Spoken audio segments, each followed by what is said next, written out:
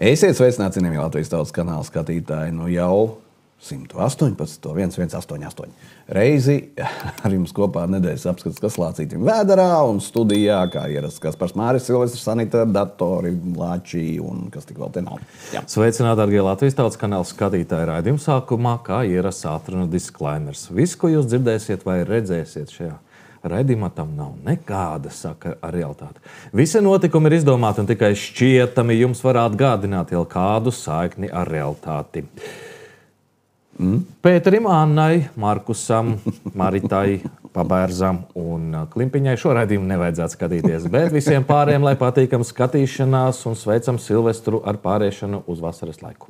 Un jūs arī tā. Jā. Katrā ziņā jāsaka, ka drīz jau to disklaimeru varēs arī neteikt vairāk. Ko tad es teikšu? Tāpēc, ka Rečeka pēdējā laikā neko nedara. Viņam kā naudiņu apgriezt tā visu sveika galvu. Vajag ziedot vairāk. Ziedot vajag vairāk Rečekai. Kā tad? Mums tur ir sava interese. Kurš tam mūs, kā saka, labos un kā mēs zināsim, kur ir patiesība? Redz, jā. Aiziet, ķeramies lācim pie ragiem un sāksim ar to, kā šodien mums studijā nav ar bērnu sulām. Man ies deguns. Tur ir divi varianti. Un abi nav patīkami. Jā. Kas tas ir?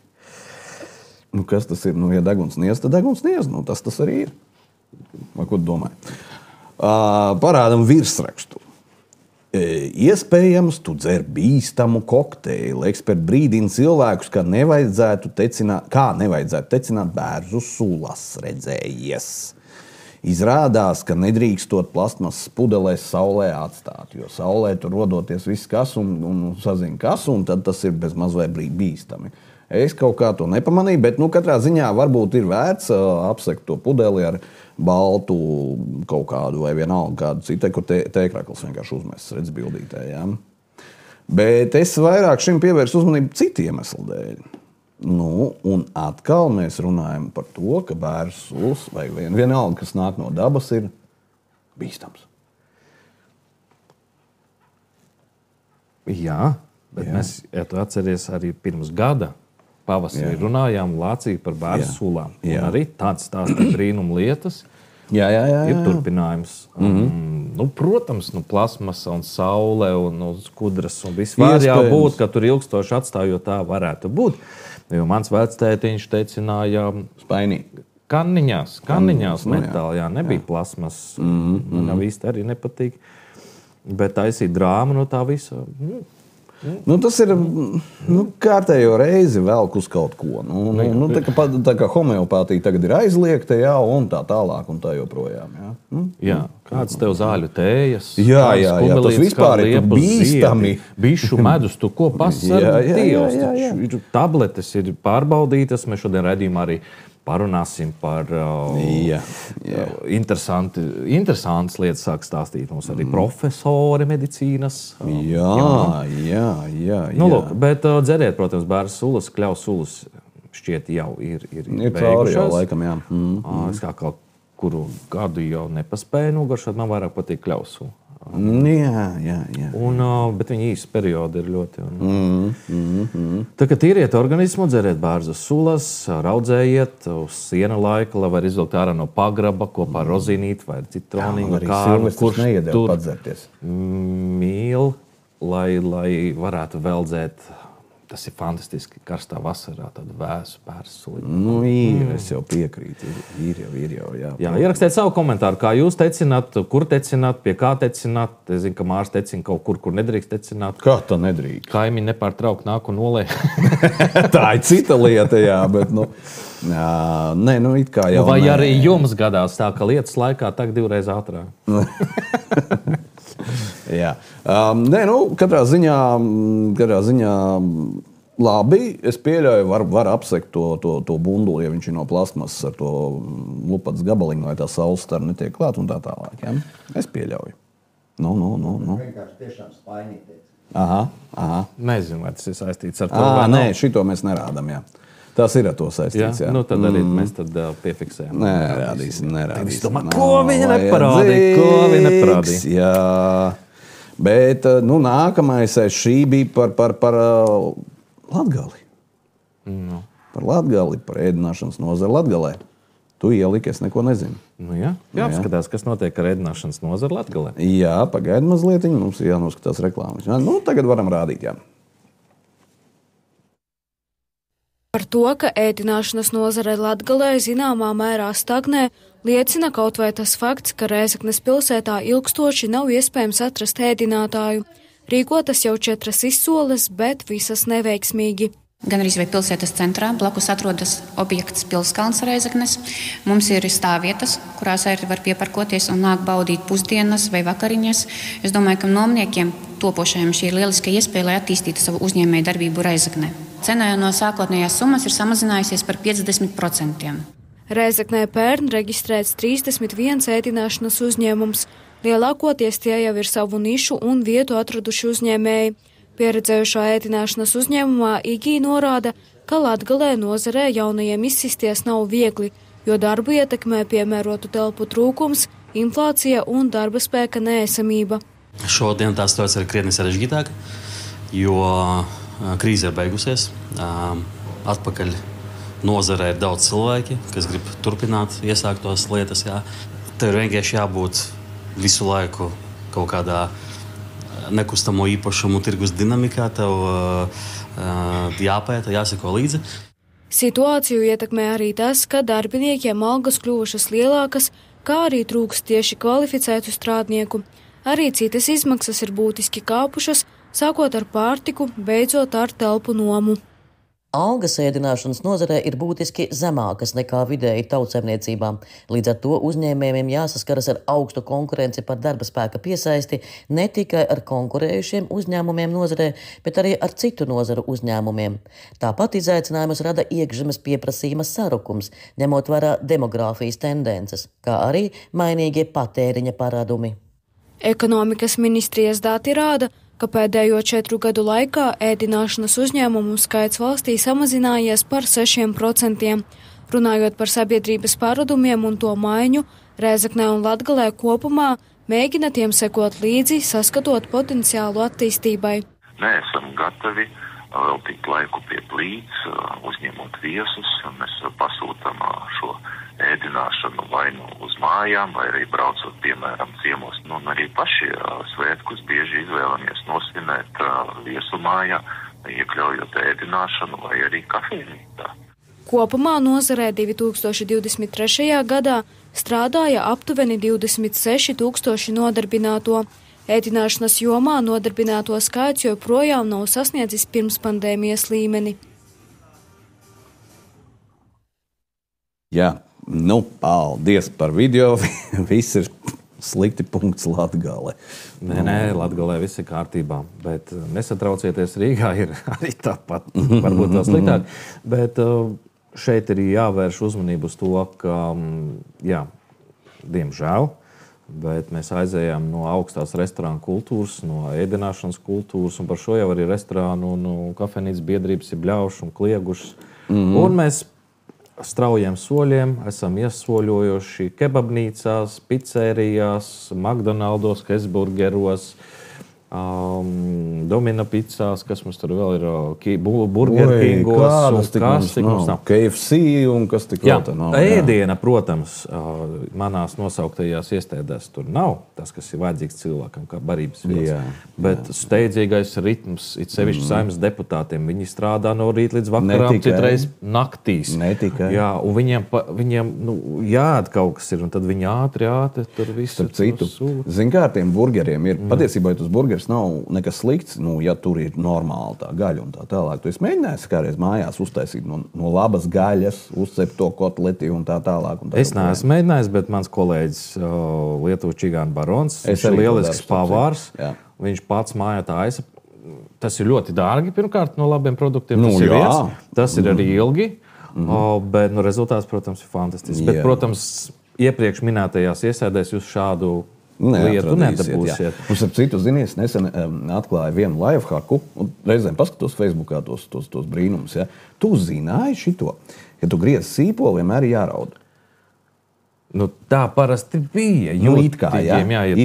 Bet zini, kas ir jāizdara? Kas? Nav jāgriež sīkos. Viņam šito es pats neticēju, ka tas tā ir. Viņam nedrīkst aiztikt saknes daļu. To negriez nost, to otru, tur, kur saknīte aug ārā. To nenogriež, nogriež to sākumu, nomizo viņu smuki, un tad viņš šķērēt, nekādu asaru nebūs. Jā. Jā. Nākamreiz vajadzētu pamēģināt. Pašķērē. Jā. Jā, bet par tiem telpu nomām tās ir dārgas. Protams, ka uzņēmēji nevar atļauties maksāt, ceļš arī komunālie.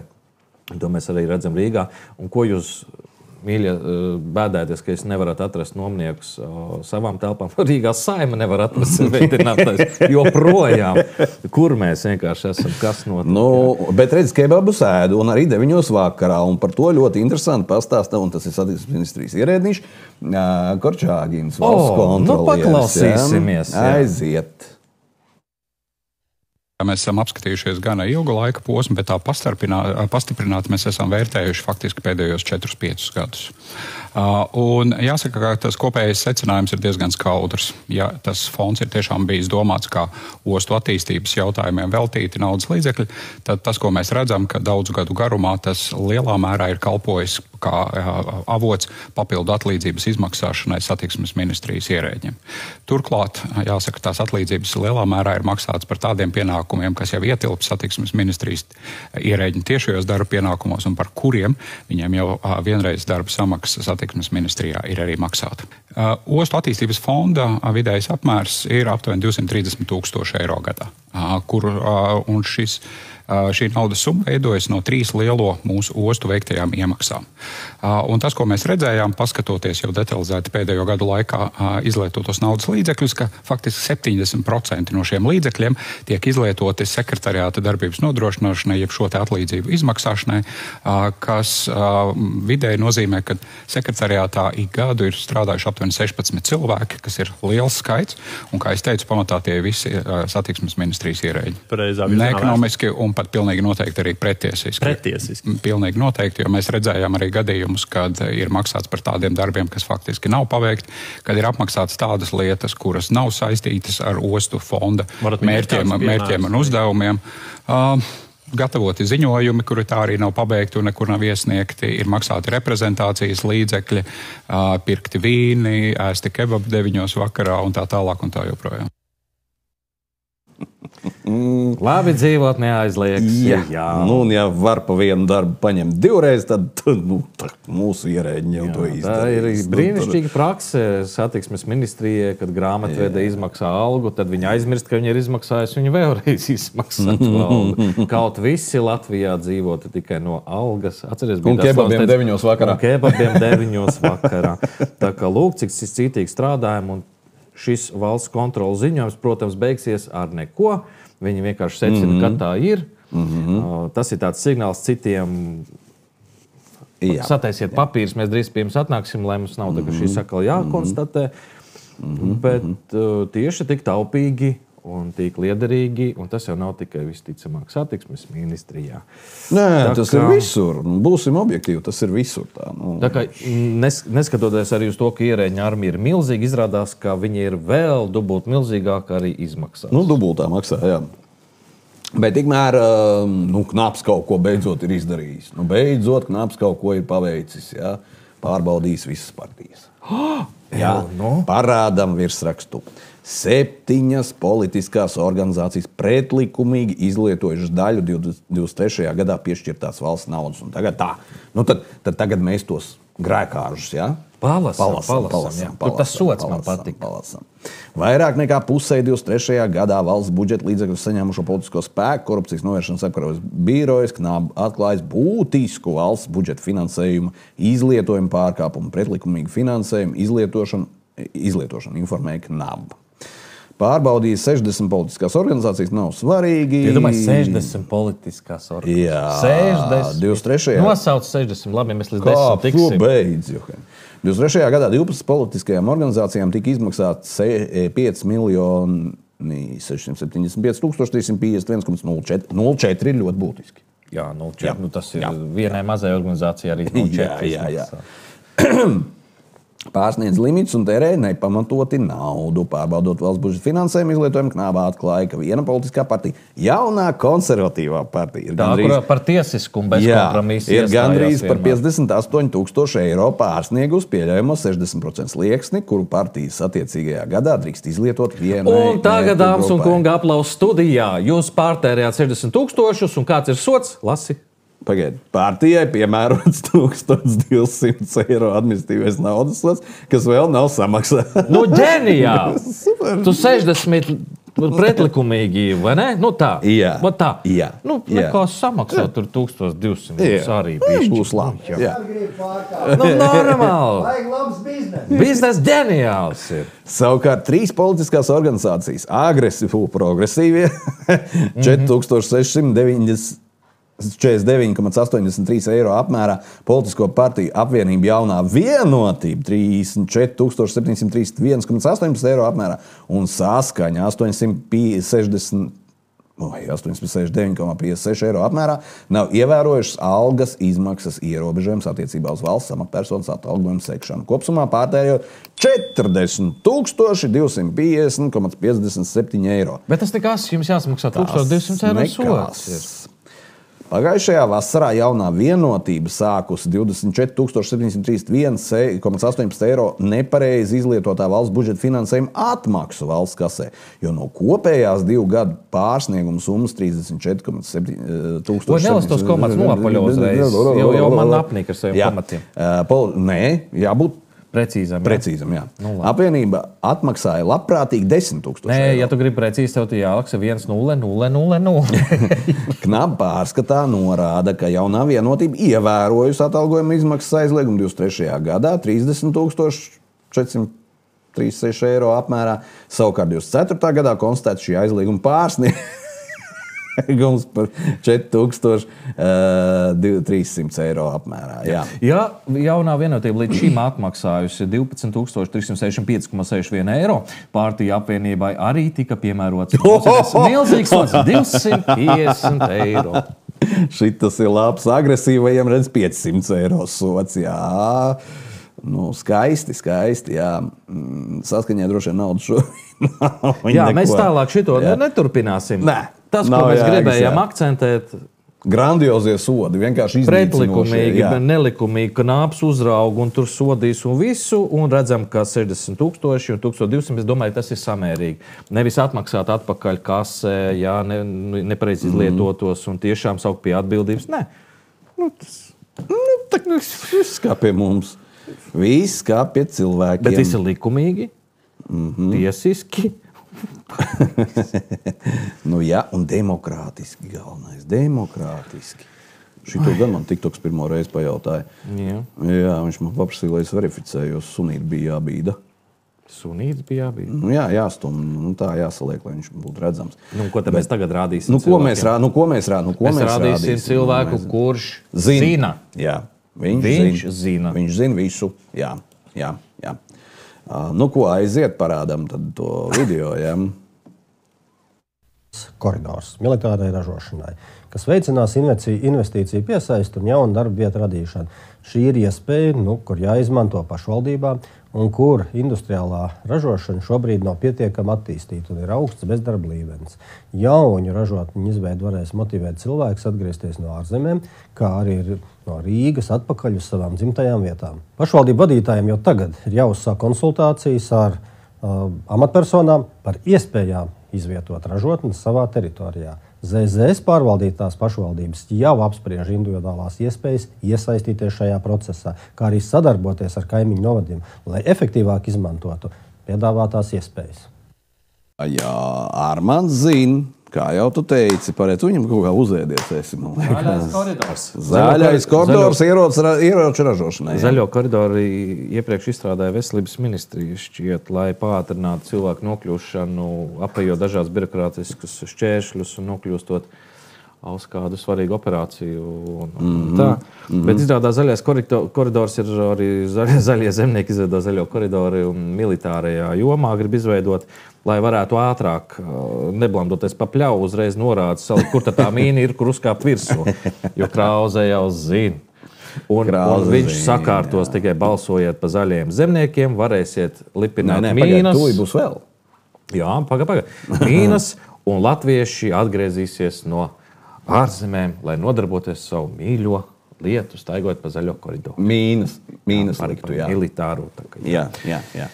Bet Krause zina arī par GMO regulējumu maiņu Eiropā. Ļoti izglītots cilvēks, man prieks klausīties vienmēr. Jā, labi, parādām vēlreiz video.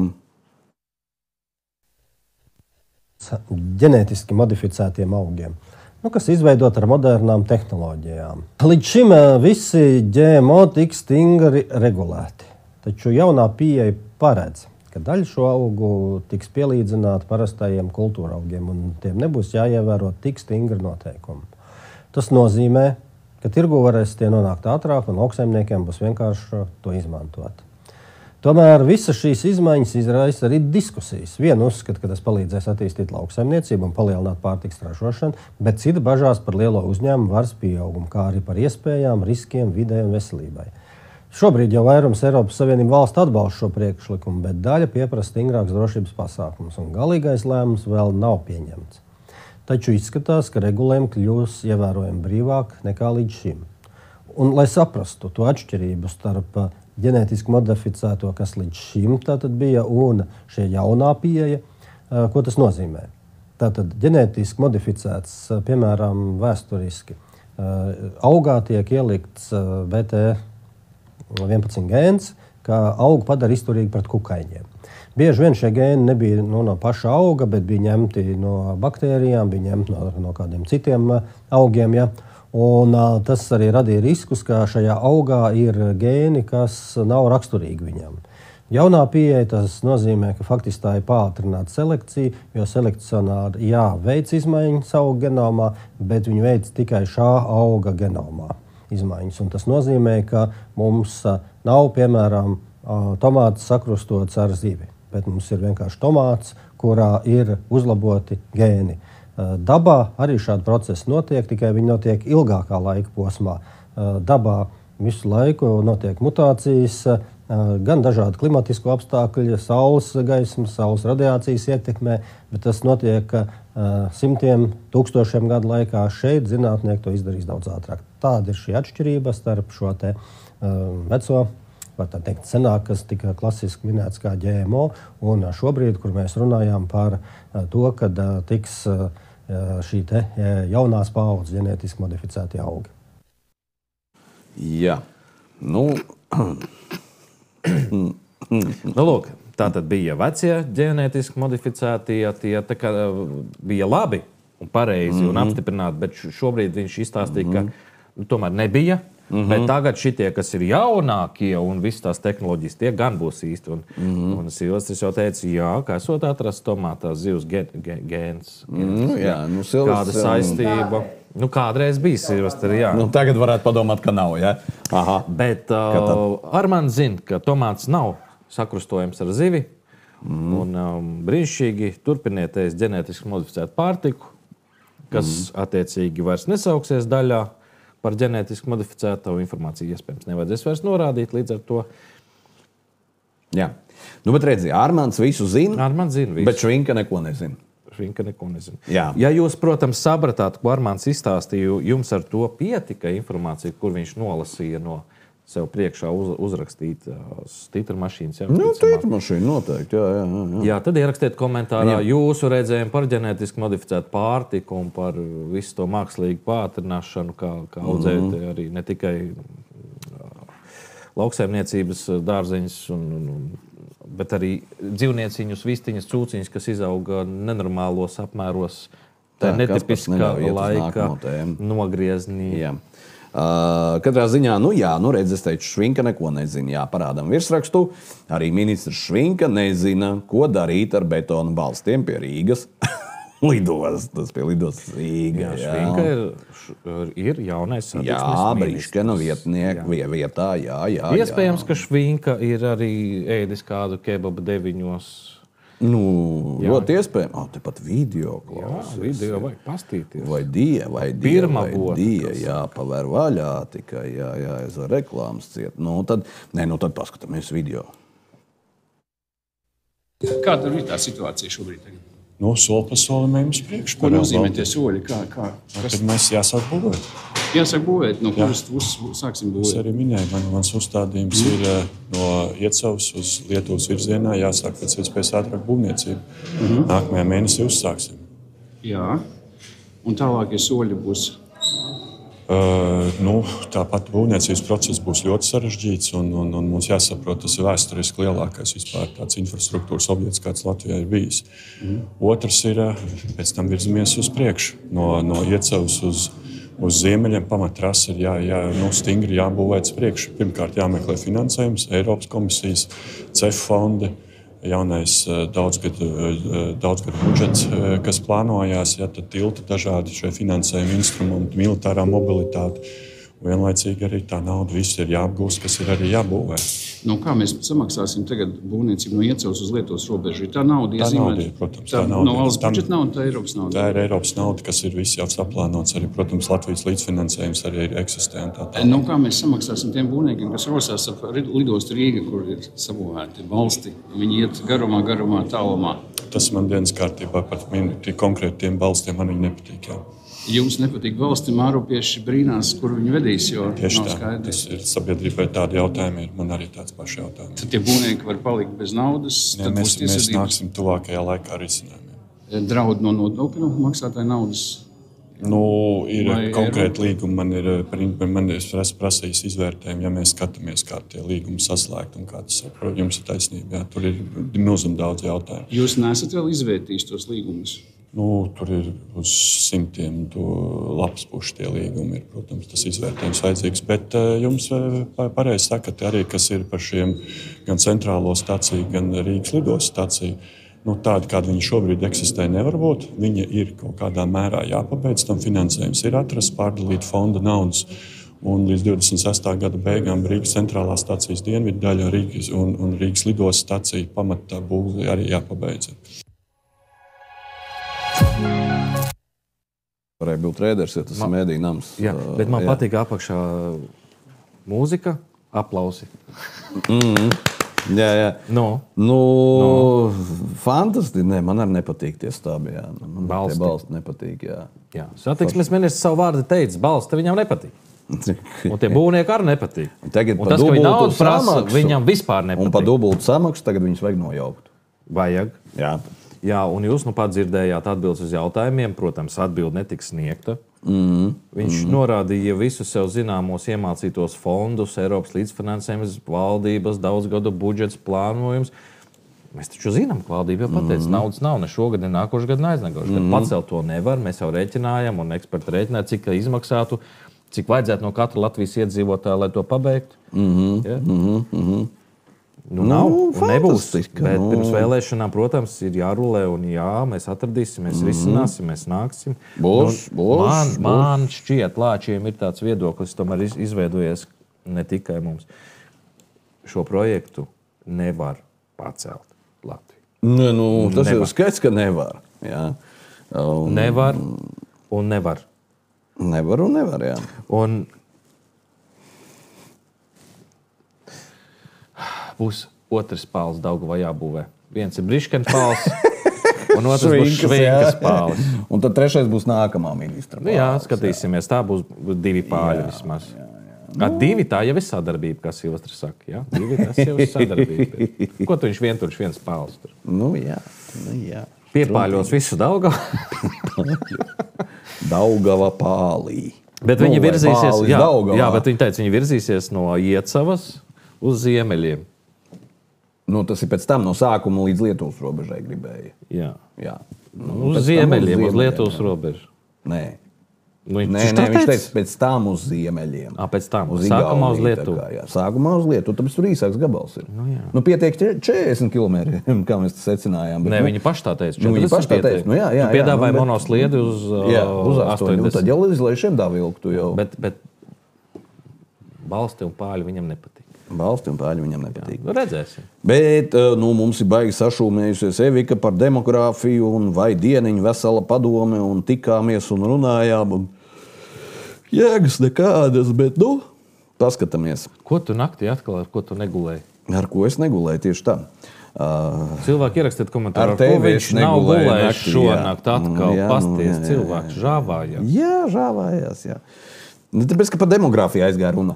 Jā, man uzreiz uz miegu tāpēc tu vēl. negulēji ar vienu šonakt. Skaidrs viss. Skatāmies sižetu. Tas ir negulējis. Domē ar vairākām nevalstiskajām organizācijām, ministriju pārstāvjiem un pārunājām sagatavoto potenciālo plānu, ko mēs varētu arī drīzumā izskatīt ministru kabinetā. Mēs visi vienojāmies, ka mēs vēlamies vairot to, ka ģimene patiešām ir vērtība un tās ģimenes, kas audzina bērnus, ir īpaša vērtība un attiecīgi mēs ar cieņu izturamies pret cilvēkiem, kas dara šo darbu ikdienā un kuriem ir bērni un kuriem ir ļoti, ļoti vajadzīgs arī sabiedrības atbalsts un cieņa. Tāpēc tuvākajā laikā līdz jūnijam tiks sagatavot skaidri nosacījumi vairākām ministrijām, Labklājības ministrijai, Veselības ministrijai, Izglītības ministrijai, Ekonomikas ministrijai, kuri tātad gan risinās jautājums par pakalpojumu pieejamību, gan arī īres mājokļu pieejamību, bērnu un mātes veselību, kā arī risināsim jautājums par atbilstošu pabalstu sistēmu, atbalstu sistēmu, lai jaunie vecāki varētu daudz elastīgāk arī piemērot ģimenes darbu un darba vietu. Vienojamies, ka jāstrādā kopā, lai demogrāfijas situācija Latvijā būtu stabila un uzlabotos. Jā, paldies par šo video, un video laikā mums ienācās izmaiņas raidījuma programmā. Jā. Šobrīd tās rūpes un šī cieņa milzīgā, ko izrāda valsts un valsts pārvalde šīm ģimenēm ar bērniem, šīm vientuļām māmiņām ar bērniem, vientuļiem vecākiem. Jā, ne tikai māmiņas, ir arī vientuļie tēti. Jā. Un šiem, tās ir tādas rūpes un cieņa, ka vajadzētu paklausīties, ko paši vecāki konkrēti par šo stāstīt. Dombura raidījumā. Šitā bija, jā? Jā. Paklausīsimies, kā tad ir jāuzliek. Man jāuzliek. Cik ļoti ministru prezidente ciena šos cilvēkus. Jā, parādām.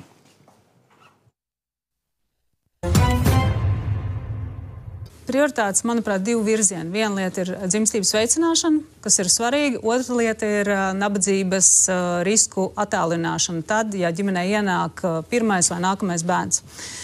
Statistika mums ir graujoša. Mums tātad mājasemniecībās, kur ir vientuļais vecāks, viens vecāks ar diviem vairāk bērniem. Tās ir visnabadzīgākās mājasemniecības mums Latvijā ar viszemākajiem ienākumiem vidējiem uz vienu mājasemniecības locekli.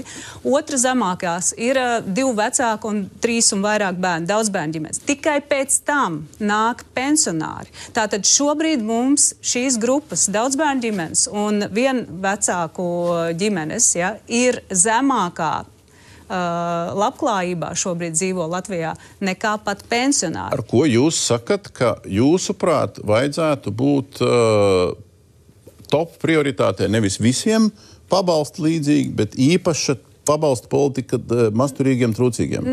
Es teiktu, ka nē. Mums Latvijā tik maz jau ir šobrīd jau šo te bērnu un ģimeņu, kā mums nevajag tur vērtēt vēl ienākumus. Dzimstības veicināšana, 100% ienākumu atvietojamība vismaz vidējās algas apmērā saņemošajiem vecākiem, ja ienāk bērns ģimenē, tas ir primāri. Un otra lieta, mums jāsaprot, tur, kur uz vienu strādājošo ir vairāk kā viens apgādājams bērns, tur ar nodokļu vajag 3 veidu atbalstu. Nodokļu atlaides, pabalsts un pakalpojumu, bezmaksas pakalpojumu.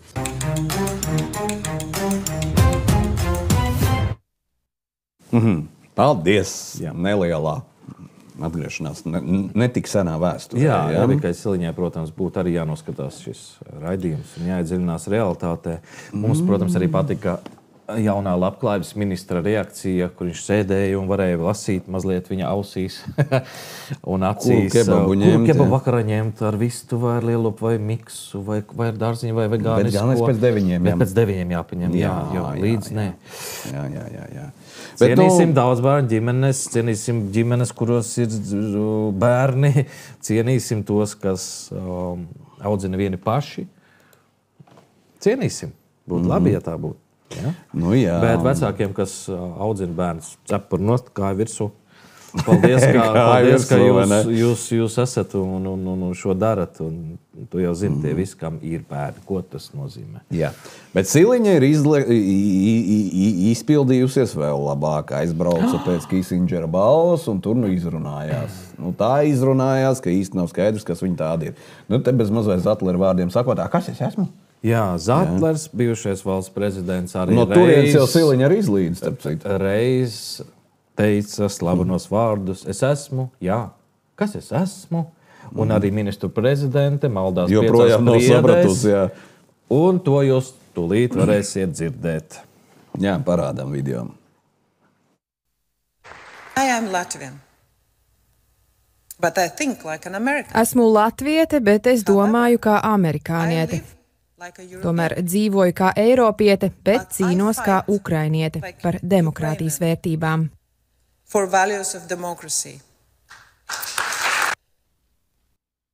Vēlreiz labi. Vēlreiz gribam piefiksēt šo, lai mēs zinām, ar ko mums jādzīvot. Jā. Kopā. Labi, tūlīt. Kur tu aizmuki? Tā, varam, jā? Jā. I am Latvian. But I think like an American. Esmu latviete, bet es domāju kā amerikāniete. Tomēr dzīvoju kā eiropiete, bet cīnos kā ukrainiete par demokrātijas vērtībām.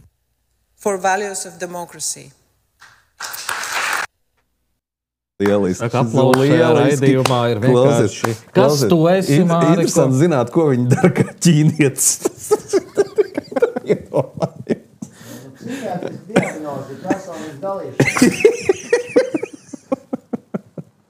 Nē, bet viņai taču vajadzēja to kāds.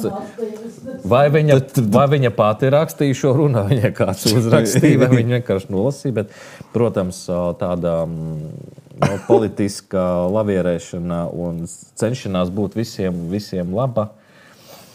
Kā ir jums? Ierakstiet komentārā, vai jūs esat latvieši, domājat, ka amerikāņi dzīvojat kā... Šis bija smieklīgi. Kā ķīnieši un vairojieties kā musulmaņi. Tas man bija tas jautājums, ko viņa, kad to 3 bērni viņai tomēr ir, jā? Jā. Kā viņa to dara, kā ķīniete, kā, nezinu. Jā. Bet domā, ka amerikānietis domā, ka Latvijas valsts ministru prezidents domā, kā amerikānietis. Bet neticami. Tas tiešām nākamais, tas ir neticami. Viena būve pie mums tiks uzbūvēta pirmkārt laikā, otrkārt pat ātrāk nekā vajag. Un jūs neticēsiet, kas šī ir par būvi. Un te izdarīt secinājumus. Jā, šim nauda pietiek, apsteidz termiņus, nav vajadzīgs papildus finansējums. Parādam sižetu.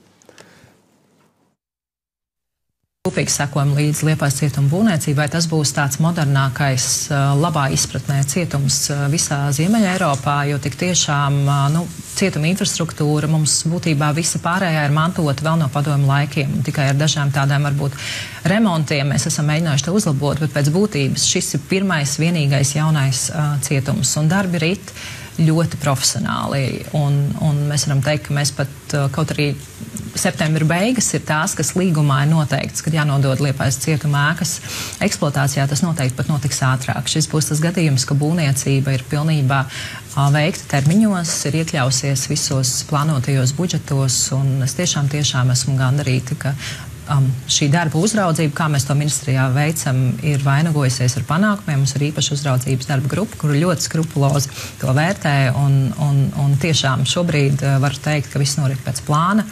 Un tad, kad tas nodots cietums eksploatācijā, Tad ir pirmos mēnešus darbinieki tukšā cietumā apgūs cietuma telpas, jo tas būs pilnīgi jauna pieeja. Tur būs vairāk elektronisku uzraudzība, daudz vairāk, varbūt arī tāda modernāka cietuma infrastruktūra, un tad jau nākamā gada pavasarī tiks atvesti ieslodzītie no citiem Latvijas cietumiem, un tad arī cietums pilnībā uzsāks darbu. Tātad sākumā tukšā cietumā, ja tā varētu teikt, apgūstot darbu, un pēc tam jau tad pilnībā 26. gada 1. ceturksnis. Jā. Pirmais un vienīgais objekts neatkarīgās Latvijas pastāvēšanas vēsturē, kurš tiks nodots pirms laika, nebūs sadārdzinājies un viss tur būs kārtībā. Jā, liepainieki var būt mierīgi. Būs kur sēdēt.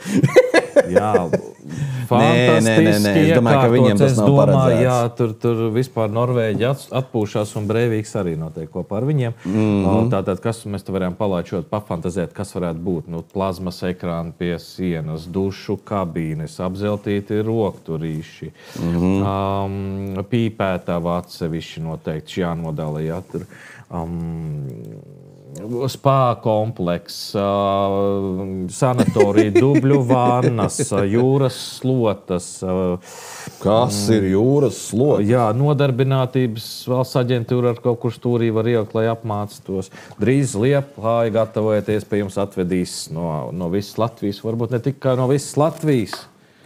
Es domāju, ka ir, ka vienīgais iemesls, kāpēc viņi tik ļoti laicīgi viņu būvē, ir, ka viņi saprot, ka būs kaut kur jāsēž. Varbūt, un tā, kur sēdēs, tur jābūt labiem apstākļiem.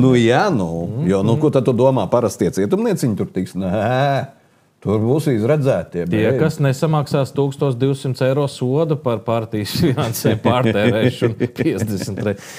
Jā, un diemžēl šī ir ļoti skumja, protams, ziņa valstī. Ja mēs tā priecātos un iet uz televīziju un stāstīt, ka mēs esam uzbūvējuši vienu skaistu universitāti vai skolu, bērndārzu, ka mums cietumi vairs nav nepieciešami, ka sabiedrība tiek galā ar saviem brāļiem, māsām un brālēniem un visiem pārējiem. Cik tas būtu jauki? Jā. Būtu, bet nav. Cietums. Jā, bet tikmēr jālamā ir visiem liberāstiem ir jāturpina lamāt Trumpu, tā kā pašiem nekādu problēmu nebūtu. Un viens no, es teikšu tā, manā skatījumā jau visos laikos līdējs bijis, jā, neskatoties uz labvakar laikiem un tā tālāk, bet, neko jau tur tā, Ojārs Rubens kaut ko pastāstīja. Jā, par Trumpu. Tā vajag papukstēt. Vajag. Jā, parādam video. Sajūta, ka tas būs. Tā problēma ir tā, ka tik traki viņš nevar ierobežot, kā to izdarīja Krievijā varbūt. Un es domāju, ka viņam arī neļaus to ierobežot, jo bišķiņa Amerika un Krievija ir divas dažādas lietas. Kaut gan mēs nekad nevaram saprast, cik ilgā laika posmā un kā tas notiks. Ja viņš valdīs 4 gadi ir viens, ja viņš valdīs 2 gadi ir viens, un ja viņš mainīs likumdošanu, kā Putins maina, lai viņš vēl varētu vadīt, tad ir viena tā situācija. Tā kā es domāju, ka tur mums ļoti, ļoti ir jāsako līdzi. Uz ko sabiedrība ir tā kā ļoti nobriedusi, man liekas. It sevišķi, es negribu to vārdu teikt, bet Amerikas vidiena, kas arī ļoti balsoja par Trumpu, tas ir skaidrs, kāda auditorija tur balstās. Viņiem patiesībā ir dziļi vienalga, vai Ukrainā notiek karš. Un lielam vairumam, es domāju, amerikāņi ir pilnīgi vienalga, vai Ukrainā notiek karš, vai ne. Viņiem tas liekas tik tālu, viņus tas nekad neskars. Un tā ir sabiedrība, kur patiesībā balsoja tikai par savu iestāstīto, ka viņiem iestāstīt, ka tā ir apklājība. Vai ne? Un tas ir tas jautājums, jo tā sabiedrības daļa arī ir ārkārtīgi, viņi ir respektīvi tas labs piemērs. Es tagad biju pēdējā laikā pāris Āzijas valstīs, un tad es saprotu, kas tas ir, kas ir labi situēts cilvēks, kas ir vidusmērs, kas ir zemais slānis. Un ja, piemēram, tādā Šrilankā 75% ir tā kā nabadzīgi cilvēki, un tad tie pārējie tur daļa ir vidusslānis, tad, mīļie cilvēki, Latvijā tas vidusslānis, kas ir viņiem, ir visnabadzīgākie cilvēki. Tā tas ir. Un tie vidusslāņi un tie sadalījumi ir ļoti dažādi. Un tas turīgais slānis ir ļoti minimāls, kas ir. Un tieši tāpatās arī tādā valstī nāk iekšā ķīnieši, un patiesībā viņi visu okupē ekonomiski, būvē tur Kolombo veselu pilsētu, ko mēs ieraudzījām jaunu, un Ķīna vienkārši pārņem visu to varu. Un vidusmēra cilvēks skatās tas, kuram ir tuktuks, tas braucamais uz 3 riteņiem. Tas ir vidusmēra cilvēks. Tuktuks maksā pie viņiem lielu naudu. Tā kā tas ir katrā vietā, es domāju, ka mums jāskatās ļoti, ļoti, ļoti skrupulozi un diferencēti. Un arī par demokrātiju mums jāskatās diferencēti. Ko mēs saprotam no demokrātijas, ko saprot Ķīnā demokrātija, kas vispār ir, ko saprot Japānā demokrātija, ļoti apšaubāmi. Arī tur, vai ne, mēs abi tikko bijām. Nav īsti to demokrātiju tā, kā mēs iedomājamies, bet ļoti labi valsts, ļoti labi dzīvo. Ko saprot Amerika no demokrātijas, ko saprot Kanāda no demokrātijas. Man liekas, ka tie jēdzieni, un par tiem mēs nerunājam, un es arī neesmu tiesīgs viņu izskaidrot, jo es pats daudz ko nesaprotu. Bet es domāju, tā lieta, saruna par demokrātiju, ir daudz svarīgāka nekā katru vakaru man stāstīt par birokrātijas samazināšanu. Kas nenotiek vienkārši, reāli nenotiek. Mēs visi to saprotam, bet man mēģina to iestāstīt. Nu, un ja tā ir demokrātija, tad tā nav demokrātija, ka man to mēģina iestāstīt. Saprotiet? Nu, tur ir katrā lietā, kas ir ekonomiskā demokrātija, kas ir politiskā demokrātija. Nu, pie birokrātijas. Nu, tā. Paldies par uzmanību. Visi saprata, ko viņš gribēja pateikt. Man tad komentēja, ka neviens neko nesaprata. Tu saprati? Nu, bet ja nav ko pateikt, vai tu to vispār saprast, ko grib cilvēks? Nē, nu kā, viņš pateica, ka Trumps un amerikāņi stulbi. Tā viņš neteica. Tas ir tava interpretācija. Jā. Tur bija jāuzrej Trumpam, tas obligāti ir jādara visiem liberālistiem. Ka mēs Latvijā dzīvojam ļoti labi, jo mums nav tuktuku. Jūs, jā. Mēs ar Silvestru. Jā. Nu, visi kārtībā. Jā, bet tā arī ir. Visi forši, jā. Labvakar, Latvija, labvakar tavu zemē, Latvijā. Man šieti viņi ir tagad pamodušies pēc garās ilgstošās nakts, 30 vairāk gadu nogrieznī, un tā nākšā dziesma skanēs Labrīt, Latvija, pamodāmies, jā, un esam tur, kur esam. Uz redzēšanos drīzāk, jā. Kāds bija mērķis šai intervijai, zināms? Nav. Ko viņš vēlējās pateikt, zināms? Nav. Domu noķert. Es gan centos, bet es nenoķēru. Tu neesi viņš. Nenoķēru. Kā tu nesaproti? Jā. Un es tikai piefiksēju vienu lietu, kas man šķita ļoti interesanta. Tiem lāčos komentāros bija žilitēm naudas nav, bet dažās Āzijas valstīs viņš ir paspējis pabūt. Jā. Tā kā naudiņa ceļošanai bet, ir. Bet, ka te vairs neaug audzē te. Viss kārtībā, jā. Kā viņam ar tām krimināla lietām? Viņam kaut kas tur? Tak viss ir kārtībā. Samaksāja 1200 eiro administratīvā soda. Jā, atsmērēja čalīt. Bet tikmēr, jā, viņš pieminēja to, es šito atvēru, viņš bija citā vietā ieliks, bet birokrātijas samazināšana. Un tagad es nolasīšu Armandu Puķis vienu no viedokļiem, jā? Jā, posts. Nu, taču viedokļi. Varam parādīt. Zvanīja viens no armijas. Mēģiniet noticēt. Šonadēļ Nacionālajos bruņotajos spēkos sākusies štatu samazināšana vispārējās optimizācijas vārdā, birokrātijas apkarošanas uzvārdā. Armijnieki uz pakaļas. It kā aizsardzība esot prioritāte, bet acīm redzot lielāka prioritāte stulbums. Varētu domāt, ka mums pie ādažu poligonu cilvēki rindā stāv. Pirmā izkapta skārus armijas kaujas grupas atbalstošās struktūras, bet kā tas iet kopā ar vienību kopējo kaujas spēju, kas laikam taču tiek gatavots kara apstākļiem.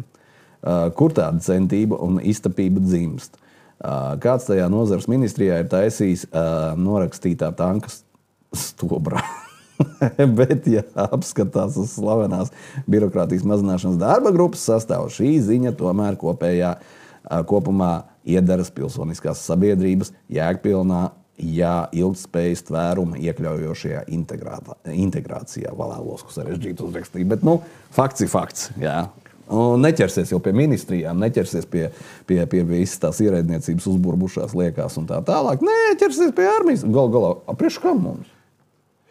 Armands Puķis ļoti skaisti uzrakstīja, bet tas ir tāds pamatots arguments un signāls tiem, kas satraucās par to, ka būs karš un jābruņojās. Šis spilgti parāda to, ka neviens tur iekšienē nemaz negatavojas nekam un arī nav jāgatavojas, jo, ja būtu pretēji, tad šādas lietas nenotiktu un viņas būtu, māk sakot, pretējas. Tā tad pati armija nekam negatavojas, vienīgais, kam gatavojas, tās ir politiskās partijas un spēlē kārti. Ja ievēlēsiet mūs, jūs būsiet drošībā un bunkurā. Ja ievēlēsiet citu partiju, tad būs slikti. tik vienkārši un tik ļoti banāli. Jā. Nu, ko tu gribēji? Ko es gribēju? Tā ir Latvija, jā. Bet tikmēr Ivars, tas, kurš Ijāps bijušais un esošais politologs un attiecīgi Eiroparlamenta deputāts. Jā, par jaunu nodoklīti, kārtējo nodeviņu parādu. Jā, pirms tu teiksi. Jā. Un arī šī ir mazliet racināšana, jo šis vēl nav pieņemts, bet tik plāno pieņemt. Vēl tas ir diskusijas, vēl Saeimā ir jābalso, bet ja jau tā ir naudas gūšanas iespēja, tad visticamāk varētu būt, ka viņi šorīt... Tas ir Rīgas domē, nevis Saeimā. Pagaid, tur tak sāks un pēc tam aizies viss Latvijas aptvērums. Ja Rīgā strādās, tad jā. Kāpēc, lai Eiroparlamenta deputāts satrauktos par Rīgu? Viņš satraucās. Jā. Visi sausās, kam ir kādi mājās dzīvnieciņi. Jā, parādām video. Suņu īpašniekiem, un tie būs sekojoši. Ar suņiem nedrīkstēšot atrasties pie skolām, peldvietās, bērnu laukumos un pasākumu norises vietās. Savukārt bez pavadas ar suni drīkstēs staigāt no 10. vakarā līdz 7. rītā. Un, protams, būs jāmaksā arī suņu nodeva. Tā ir 10 eiro no 6 mēnešu vecuma un ar 50% atlaidi sterilizētiem suņiem. Forši, ko lai vēl saka. Jā. Tev būs staigāt ar suni no tikiem līdz tikiem. Samaksā vēl nodokli. Jā. Un tu vari staigāt tikai tur, kur nav skolas, bērnu lauku. Rīgā diezgan sarežģīti, es tev teiktu. Jā, savu apsvērumu noteikti tur tādi varētu arī būt. Es piekrītu, jā, bez pavadas ar lieliem suņiem pie skolām, bērnu laukumās nav ko darīt. Cilvēkiem vajadzētu būt diezgan apzinīgiem un to nedarīt, jo dzīvnieks ir dzīvnieks, bērni ir bērni. Un nevienmēr dzīvnieki var no bērniem pasargāt. Jā. Bet viņi mēdz būt ļoti nelaipni. Bet, protams, arī tie gadījumi, kad sakož bērniņus un tā tas arī. Jā. Bet no 10 līdz 7 rītā bez pavada. Tas ir pats laiks, kad cilvēks staigā. Jā, suņiem pa mēžu, tumsā. Bet otrs, un tev tas suns aizrauj kaut kur pakaļ kaut kādam zaķītim vai kaķītim vai kaut kam vēl. Nē, viņš jau bez pavadas ir. No 10 līdz 7 viņš var. Viņš ieraudzīs tumsā zaķīti un aizšaus prom. Viss, un tad sadzinātu to bobi pa mežiem. Forši. Bet tas, ka nebūs nekādas mums te karošanas un tā tālāk, uz to norāda arī... Kad man ienāca doma prātā? Mušas. Dažādi citi sīki radībības. Varbūt varētu iečukstēt Saeimai vai attiecīgi atbildīgai komisijai, ka vajadzētu uzlikt arī mušām par dzīvomo platību maksāt kaut kādu nodokli, jo viņas izmanto, galu galā. Jā. Varētu, jā. Vēl nodokli vajag uzlikt tiem, kas baro kājas un dažādas pūtas uz palodzēm. Odiem vajag nodokli arī par asins sūkšanu. Jā, gal galā viņi noņem nost iespēju, es pieļaus tiem miljoniem odu, asins donoru centram trūkst mazliet. Tas jau ir tā kaitniecība. Kaitnieciskais oda nodoklis. Jā, bet tikmēr redz kā pats galvenais arī mums te tagad stāsta par... Tu esi miglā? Tu neesi miglā, tu esi bišķi miglā. Jā, viņš ir bišķi miglā. Nē, tas ir tāpēc, ka tu naktī ar kādu negulēji. Silvestra asumiņu vajag mārkamerā bišķi. Jā. Labi, bet tikmēr redz, šita sasaka pats galvenais, ka nekāda kara jau nebūs jau kas karo. Jā, bet valsts prezidents Edgars Rinkevičs šonedēļ tu vērsies pie viņa ar iesniegumu, par to tu arī mums pastāstīji. Jā, pastāstīju. Labi, tāda skatāmies. Diemžēl manā izpratnē mēs esam nonākuši situācijā, kur tuvāko 4-5 gadu laikā aizsardzība, drošība būs absolūta prioritāte. Tas nav tikai tāpēc, ka tā diskusija ir uzvirmojusi NATO ietvaros vai tāpēc, ka to vēlās ASV, tāpēc, ka mēs paši redzam savas vajadzības. Otra lieta, kas mums ir absolūti kritiska un skar arī lielā mērā veselība, izglītība, pārējās jomas ir demogrāfija. Un to mēs nevaram apturēt vienā sekundē, vienā gadā vai 2. Mēs varam šobrīd sākt priekšdarbus, lai kaut kādu tuvāko 5 gadu laikā tās tendences nostabilizējās un tie skaitļi, tie jaundzimušie bērni sāk augt, jo Ziniet, mums tā problēma beigsies ar to, ka mums jau nebūs ne to karavīru, ne to skolotāju, ne to mediķu, un nebūs arī ne to mācāmo, ne to aprūpējumu, ja tā tendence tādā veidā turpināsies. Tādēļ es no savas puses jau, starp citu šeit arī šajā studijā pašā gada sākumā teicu par 3 prioritātēm. Aizsardzība, drošība, demogrāfija un ekonomika. Tās ir savstarpēji saistītas. Šobrīd es zinu, ka ministru kabinets un tur darba grupa, kas ir izveidota, strādā pie birokrātijas mazināšanas. Ja es nemaldos, tad abi līdzpriekšsēdētāji savu laiku mērīja to darbu 4 vai 5 pirmdienās. Es saprotu, ka laikam vēl 4. vai 5. pirmdiena būs aiznākamā nedēļa, tad gaidīsim šo rezultātu. Un ja mēs sākam šo procesu, tad mēs sākam skatīties, kur tad valsts pārvaldē, pašvaldību pārvaldē ir tie samazināmie līdzekļi vai samazināmās procedūras, likvidējumās procedūras. Un ļoti rūpīgi skatāmies, lai nebūtu kaut kāda lineāra griešana, tikai griešanas pēc cilvēku resursiem, tikai par ko uzsaucas tiesības sargs. Droši vien arī zaļais koridors, kas varētu būt militārās industrijas attīstībai, kas viss ir šeit saistīts ar budžetu. Ko es redzu kā pozitīvu iezīmi, valdība ir nosūtījusi Saeimai ilgi gaidītos grozījumus ar būvniecību saistītajā likumdošanā. Jā, mēs runājam par zaļo koridoru. Jā, mums vēl ir vesela rinda par ko parunāt. Bet es ļoti labi saprotu, ka Saeimai un valdībai būs ļoti, ļoti sarežģīti lēmumi priekšā. Tas gan ir skaidrs. Paldies par video. Jā, mēs runājam par zaļo koridoru. Mums ir vesela rinda par ko parunāt. Tad par zilo, rozā, sarkano un visādiem koridoriem vēl būs runa, ja? Cik es saprotu. Ko viņš pateica ar šo visu? Kā? Tu pats jau minēji, ir jauns terminoloģijā parādās zaļais koridors. Viņš viss jau ir, es domāju, visās ministrijās būs zaļie koridori. Kur ražos mīnas. Jā, tukšās caurejas un kas tikai vēl ne. Bet valsts prezidents, protams, mēs iepriekšējā lācī par to runājam, tādēļ es daudz neatkārtošos. Protams, Latvijas demogrāfijā ir veicis milzīgi ieguldījumi. Ne tikai kā vīrietis, bet arī kā priekšzīmes rādītājs un valsts augstākā amatpersona. Protams, šis ir ļoti spilgts piemērs, kā vajag. Par to, ka demogrāfija nav viņa prāt, ka tā ir 3. prioritāte. Ja sākumā ir drošība un viss. Tomēr lāči paliek pie sava, ka ir 2 prioritātes. Tā ir demogrāfija un tā ir izglītība. Un ja šīs lietas abas ir, tad tie bērniņi, kas šobrīd kuriem varētu nodot prasmes, zināšanas, izglītot viņus, un tie bērniņi, kuri piedzims, mācīsies jau neesošajā izglītības sistēmā. Jā, nejauciet, mēs nerunājam par esošo izglītības sistēmu, kas ir beigusies, bet tad viņi paši visu arī sakārtos. Vispārējais ir priekšvēlēšanu retorika, debates, vienkārši ļurināšanas pēc bez nekāda risinājuma. Tātad, tu gribēji kaut ko pastāstīt, tu vērsies pie vai to vēlāk? Jā, varam arī tagad. Ja mēs par viņu runājam, tad runājam tagad. Ir atbilde? Protams, ka nē. Kad būs? To tu viņam paprasi. Lai gan, patiesībā, es domāju, ka lielākā daļa skatītāju to iesniegumu ir redzējuši to video, ja? Tad papīra iesniegumā tur bija rakstīts, kad steidzamības kārtā, līdz 10. aprīlim ir tik laika, cik ir, ja? Bet man ir ļoti pamatotas un lielas aizdomas, ka Edgars būs nolēmis par šo vispār paklusēt. Jā, es viņam to neļaušu, jo būs vēl viens video, es uzreiz varu pateikt. Un to, ka kaut kādu iemeslu dēļ viņš to video nav redzējis, viņš var stāstīt, nezinu, savam dzīvesbiedram vai vēl kādam. Jā. Viņš pilnīgi noteikti viņu redzējis, jo man jau uz ielas sāk nākt klāt cilvēku un atpazīt. Jā.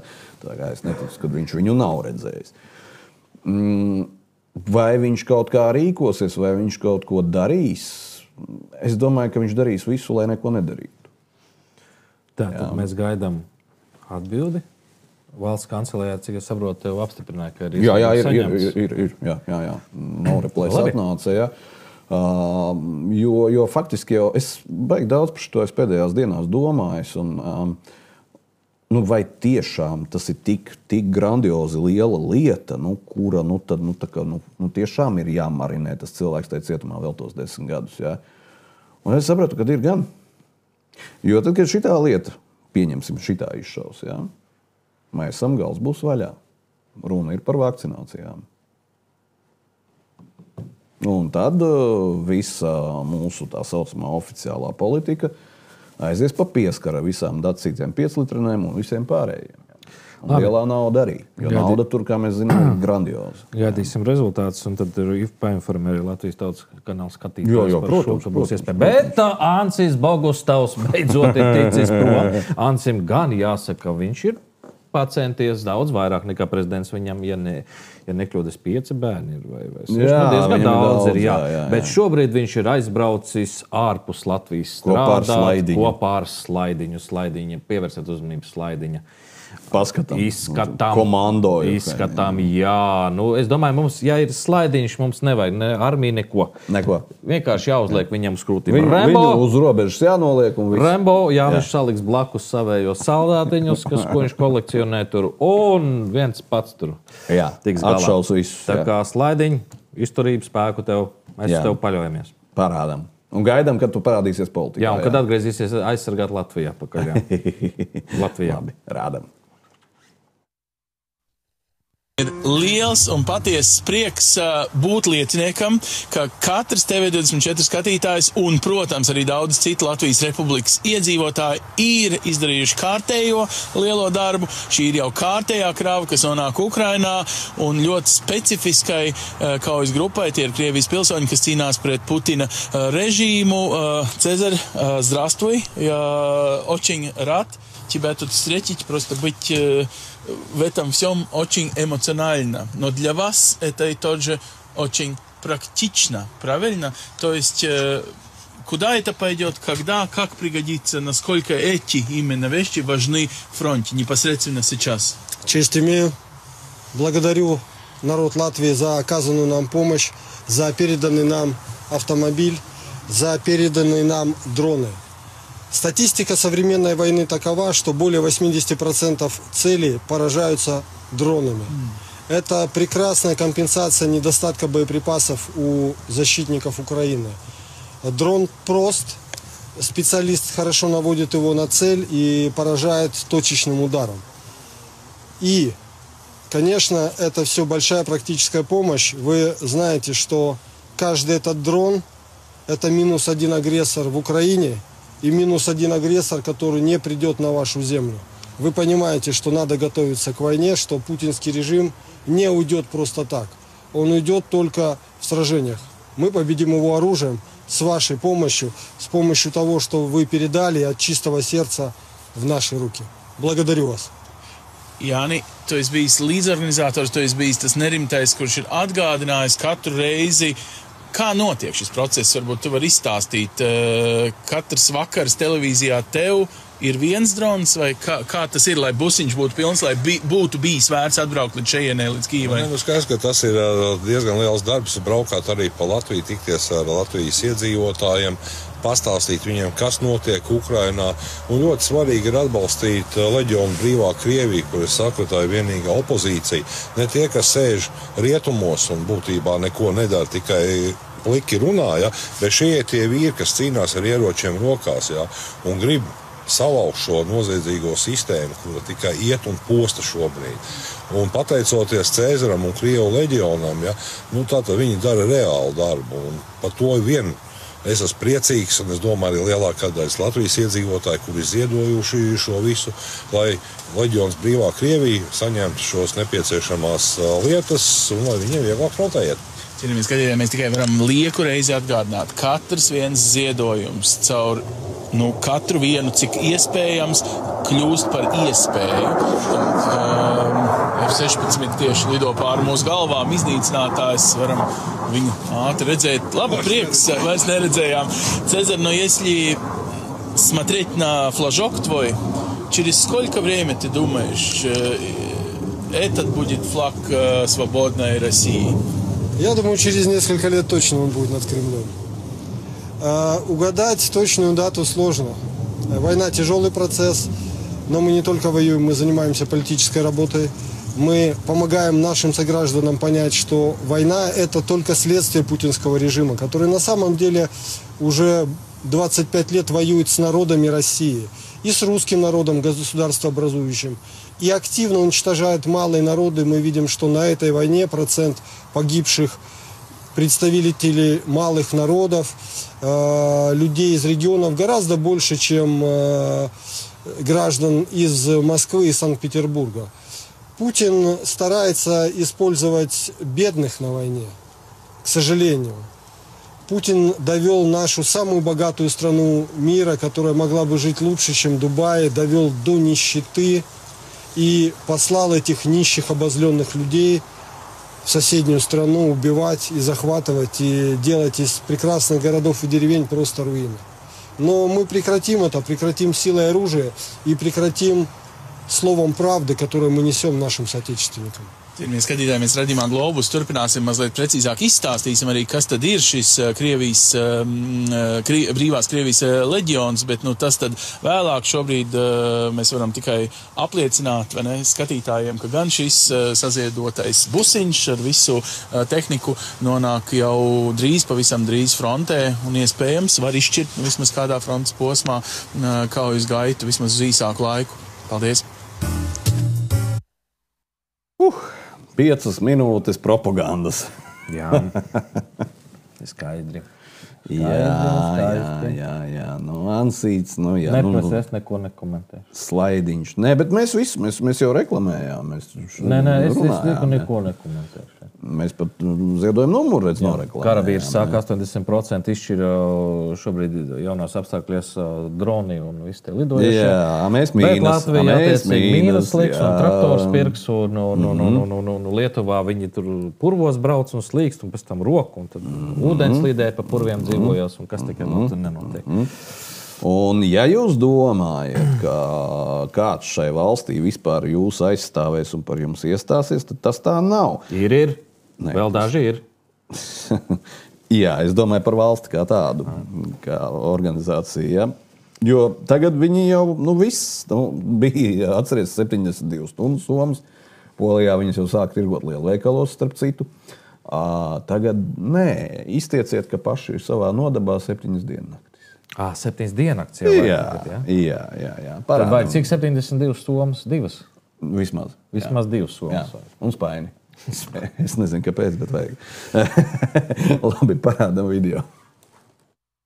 Kas par kā tu redzi šo materiālu?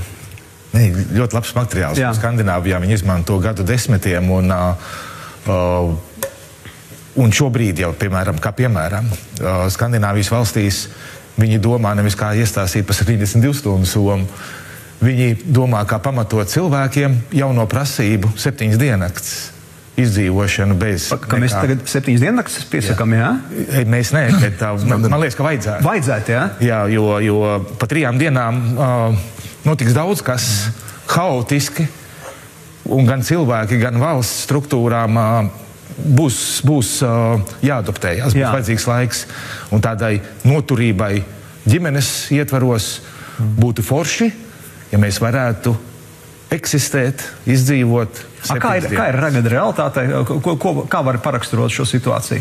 Katra pašvaldība, protams, atkarībā no tā, kur tā atrodas pie Daugavas vai kaut kur malā, tā ar savu noturību trenējās, ja ir uznāk dabas katastrofas. Manuprāt, mums ir kā sabiedrībai jāmaina bišķi domāšana. Uz kur pusi? Kā es savu izdzīvošanu 7 dienas nodrošināšu. Tāpat jūs savu televīziju domājat. Jā. Kā mēs 7 dienas turpināsim raidīt. Būvē no sevis, jā, tā kā? Precīzi. Un Kenedijs slavenie vārdi, ko es varu dot valstī.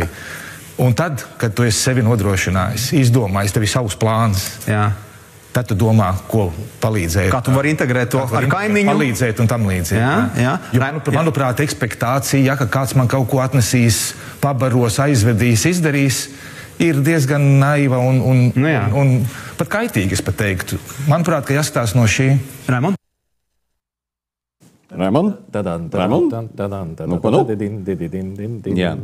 Saprati, ko es valstī, nevis ko valsts man. Viņi vienkārši noņem jebkādu atbildību no sevis, tāpēc, ka skaidri zina, ka būs baismīgs bardaks. Nebūs nekas. Ja tas notiks, ja tā notiktu. Viņiem bardaks sākās tajā brīdī, ka Jākapilī plūdi vasarā ledus sākās. Vai drons ielidoja. Jā, izsludināt, neizsludināt ārkārtas situāciju. Tur viņiem bardaks pāli, viņu uzbūvēja Daugavā. Ko darīt tagad ar to? Bet zato tas, kas pielidos, tas tev pa vārdu salikumu tikko bija? Ko? Zato. Jā, labi. Jā, tagad domājiet paši, ierēdnis pastāstīja, jums vajag pašiem visu, un tad, kad jums paši būsiet sevi nodrošinājuši, tad mēs palaidīsim jaunu nodokli un to visu paņemsim. 7 dienu nodoklis. Jo jūs jau varat paši sevi nodrošināt, bet ierēģi jau nevar.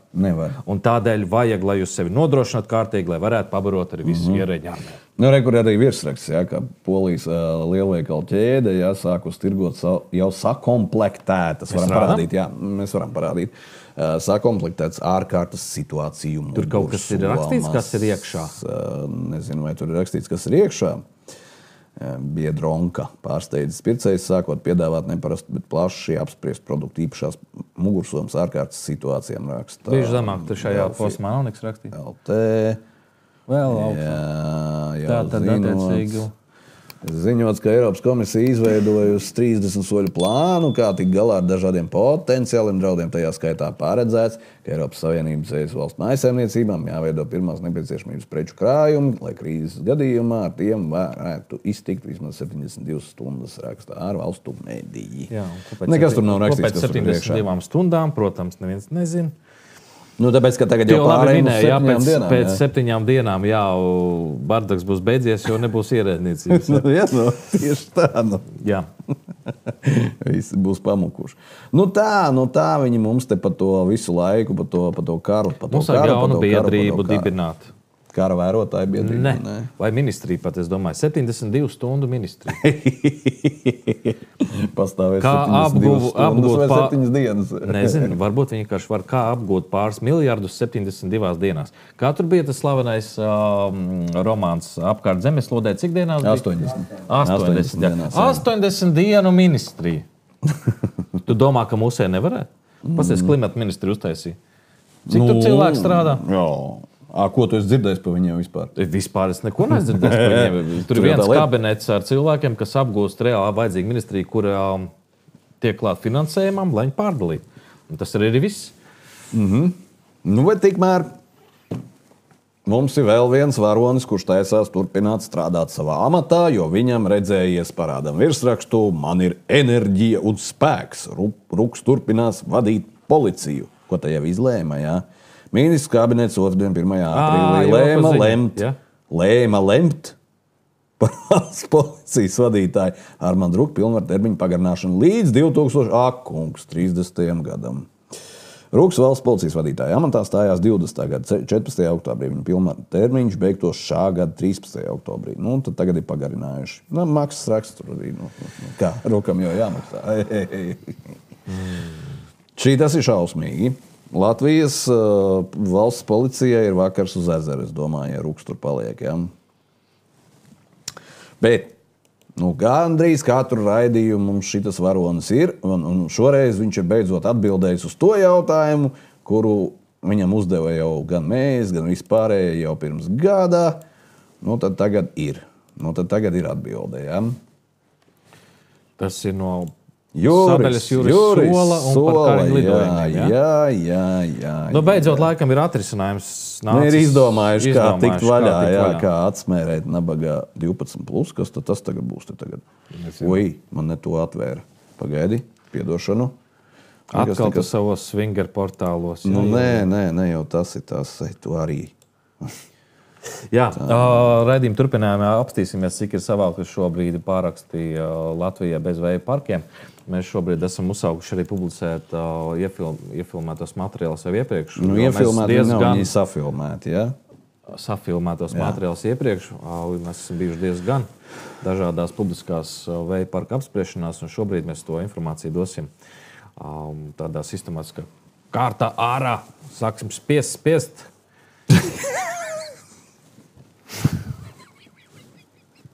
Man tas atgādinās Ilves tekstu. Es jau spiežu lēts. Labi, skatāmies. Ģenerāla prokurors Juris Stukāns ir atrisinājis lietu. Mistēriju. Jā. Ģenerāla prokuratūra no Knaba ir pārņēmusi tā dēvēto Kariņa lidošanas lietu. Jā. Kāda šai lietai ir virzība? Lieta atrodas pie prokurora, un prokurors tagad lemj jautājumu par lietas turpmāko virzību.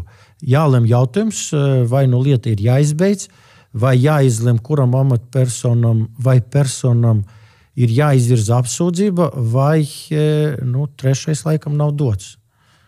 Vai nu jāizbeidz, vai jāizlem, vai kāds ir vainojams, un ja vainojams par ko, tad ir jāizvirza apsūdzība un jāvirza lieta tiesai. Man galvā ir zāģu skaidrs. Te īsti vietā ir tas, ko mēs parādījām pirms tam. Jā, 3 iespējas televīzijas šovā, Juris Stukāns, 3 iespējas. Palīdzība no zāles, zvans draugam un 50 uz 50. Es pieļauju, ka 50 uz 50 jau tika izmantot. Gads bija nepieciešams, lai noskaidrot vispār, kā virzīt tālāk. Jā. Un te jau, tā maigi sakot, cilvēki jums šķiet, ka ir aizmirsuši. Viņš pareizi pateica, Kariņa lidošanas, nevis lidojumu lieta, bet lidošanas lieta. Vajadzētu izbeigt. Jā. Redzi, pirmo reizi pa šiem gadiem, pa šo gadu parādās vispār formulējums kā tāds, ka varētu arī izbeigt. Jo līdz šim par to runas nav bijis. Tad izdaram secinājumus. Jā. Un ko mēs teicām pirms gada? Ko mēs teicām? To pašu mēs arī teicām. Bet tas ir vairāks raidījums pēc kārtas. Mēs esam rādījuši un runājuši par salats, pagaidu tilpu par salacai. Jā. Un tas notika. Kas? Tur autiņš nosprāga uz viņas smagais. Šaus. Parādām video. Latvijas valsts ceļi salūz uz smagā automašīna, kas nobloķējusi tiltu Salacgrīvā uz autoceļa Rīga Ainaži A187 km. Satiksme bloķēta. Apbraukšana iespējama pa autoceļu kā pie 11 Kocēna Limbaža Tūja, vai pie 13 Limbaža Aloja, vai pie 15 Ainaži Matīši. Bet visur sanāk līkumi.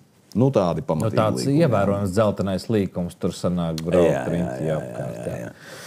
Kā redzam, arī te var smuki redzēt fotorādaru ķēdīti uz Latvijas ceļiem.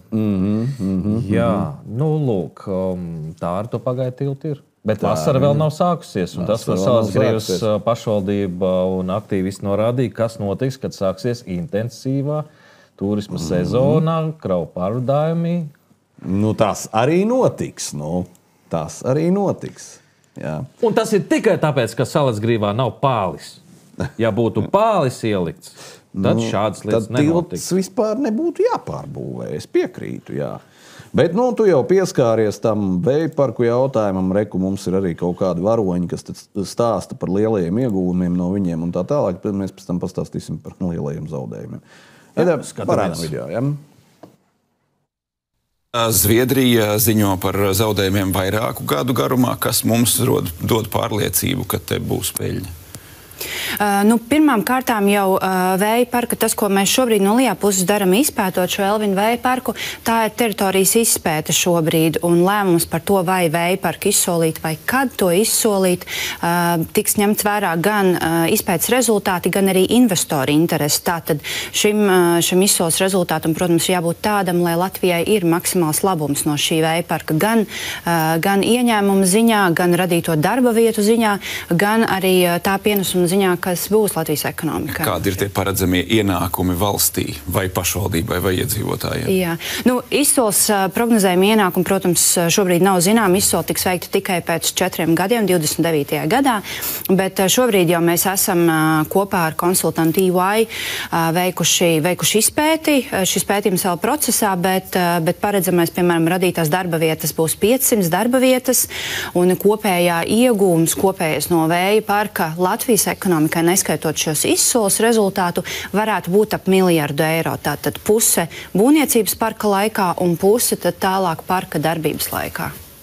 Bet, ja mēs paskatāmies, piemēram, uz to jaudu ziņu, kāda ir vēju parkiem, Igauņi ir krietnu soli priekšā, un jāteic, ka lietuvieši arī ir tālu tikuši. Kā pie mums, kāpēc mēs bremzējam, kas ir tie galvenie sprunguļus ritenī licēji? Es teiktu, ka galvenie argumenti vai iemesli ir meklējami vēsturē. Proti, mums ir bijuši hidroģenerētā enerģija, kas nav bijusi ne Lietuvas, ne Igaunijas gadījumā, un tāpēc mums statistiski zaļas enerģijas joprojām ir vairāk nekā mūsu kaimiņiem. Bet, protams, ja mēs runājam arī par to, ka arī klimata un enerģētikas ministrija pārēdz, ka šī enerģijas patēriņš ar vienu pieaugs, mums ir jādomā par jaunām jaudām, un šīm jaunajām jaudām ir jābūt zaļām. Jā, nu redz, kā zaļam visam jābūt zaļajā koridorī uz mīnām un aiziet. Nu, jā. Nu, tā viņi te stāsta. Latvijas mums, investīciju attīstības aģentūras priekšnieka vietniece šī bija, kas stāstīja šo pārliecinošo stāstāmo, kas viņai ir iedots stāstīšanu. Visam jābūt zaļas jaudas vajag, citas jaudas, ja ir, bet nav zaļas, tad tās nevajag. Cik Latvijai pietiek un kādi būs ieguvumi pašvaldībām un pagastiem un iedzīvotājiem. Uz šo jautājumu viņi smuki neatbildēja, norādīja tikai to, ka jābūt kaut kādām izsolēm, kaut kādiem investoru interesēm, bet mēs atgādinām, ka investoru galvenā interese ir gūt peļņu vai izzakt konkrēto teritoriju un aizvest kaut kur to prom. Neviens investors no malas nākoši nav ieinteresēts attīstīt šeit kaut kādu cilvēku labklājību vai kaut kādu cilvēku kultūru vēsturisko mantojumu, beidz gulēt ne ar vienu pa naktīm. Nu, lūk, un šitā investoru barošana, šis vispār, kad piesauc arī Šlesers, mēs vajag investors, mums vajag investors. Vienkārši ielieciet vienādību zīmi. Investors, tas, kas nāk no ārpuses. Ir investori, kas ir Latvijā, nu, teiksim, tēvs var investēt savā dēlā zināšanas un visu. Tā ir cita lieta. Bet investors, kas nāk no ārpuses un sola milzīgs labums, investors, vienādību zīma, izzadzējs, laupītājs, sauciet kā gribiet, mēslu atstājējs, viņam ir nospļauties par to cilvēku, un nekāda ieguma nebūs. Tie, kas tic, ka būs lētāka elektrība, nu nebūs. Bet dārgāk, jā. Dārgāka būs. Problēmas ar veselību būs. Jāfinansē. Problēmas ar vidi būs. Ietekmes, viss tas būs. Un to sūds arī jums atstās.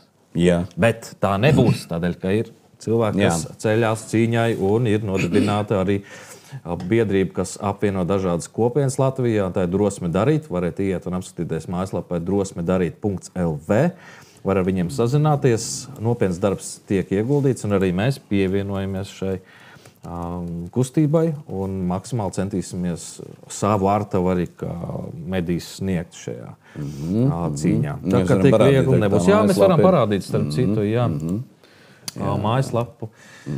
Tad šeit ir rakstīti gan mērķi, kā ko darīt, kur ko darīt, kā ar viņiem sazināties. Un sīkāk jau arī Latvijas Tautas kanālā video par Latviju bez vēja parkiem var noskatīties, kur biedrības valdes loceklis Kaspars Bokta un Andris Šillers izstāsta, kādēļ tas ir radies. Mēs to turpināsim, jā. Jā. Un tikmēr, tad parādam vēlreiz, tas ir aicinājums. Tad viens no pirmajiem darbiņiem pietrūks šobrīd 1000 parakstu. Pareizāk sakot, 999, ja precīzi.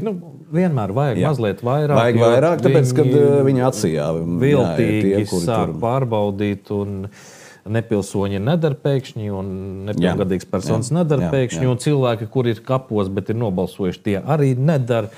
Jā, par Latviju bez vēja parkiem tātad trūkst vēl. Ir nepieciešams, jā, zinu šos stāstus, kāda jēga, kas kur kā. Katrai tīrai ūdens lāsītei ir jēga, lai piepildītu to mūsu skaisto tīru ezeru. Tā kā Māri, paraksties. Jā, parakstīšos. Visam ir jāga. Visam ir jāga. Jā. Kāpēc tu domā, ka es jau neesmu parakstījies? Es vēl neesmu. Notredzi. Nespried par visiem pēc sevis. Tā kā izplatiet informāciju, parakstieties, tas dos arī spēku mums pretdarboties šim visam.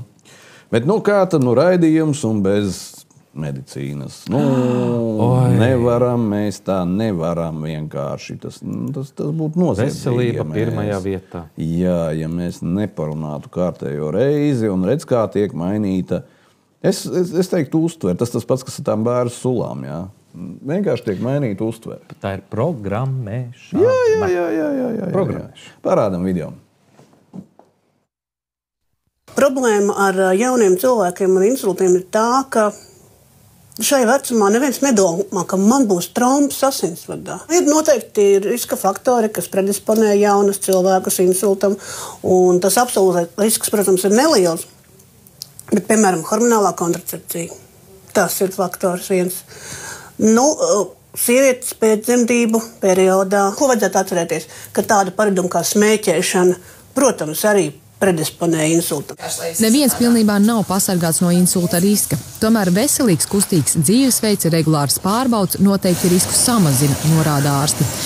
Paldies par video. Tūs pauzes. Silvestrs šādi noklaigājās sižeta laikā. Vispār nevarēja novaldīt viņu. Labi, ka nekas nesāk lidot mūsu virzienā. Bet viņš pareizi pateica, kā tas ir jauniem cilvēkiem insults. Tā tas arī ir. Nē, pagaid. Noraksta jau uzreiz smēķēšana, pēcdzemdību, kaut kas tur alkohol, šito noņemam nost, redz, tagad viss sagrūdīs visu.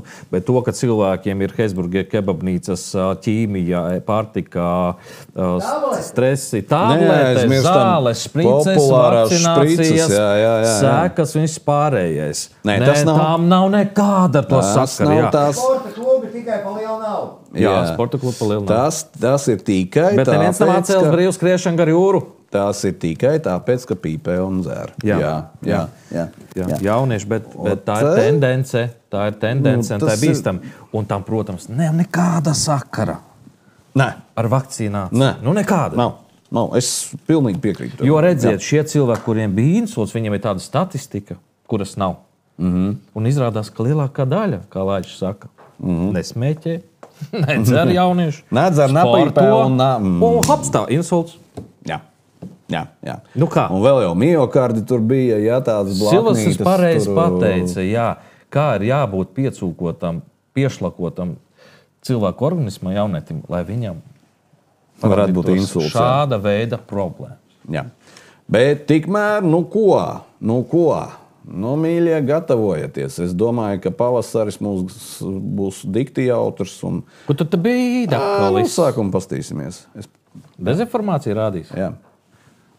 Pavisam bikocī tikai.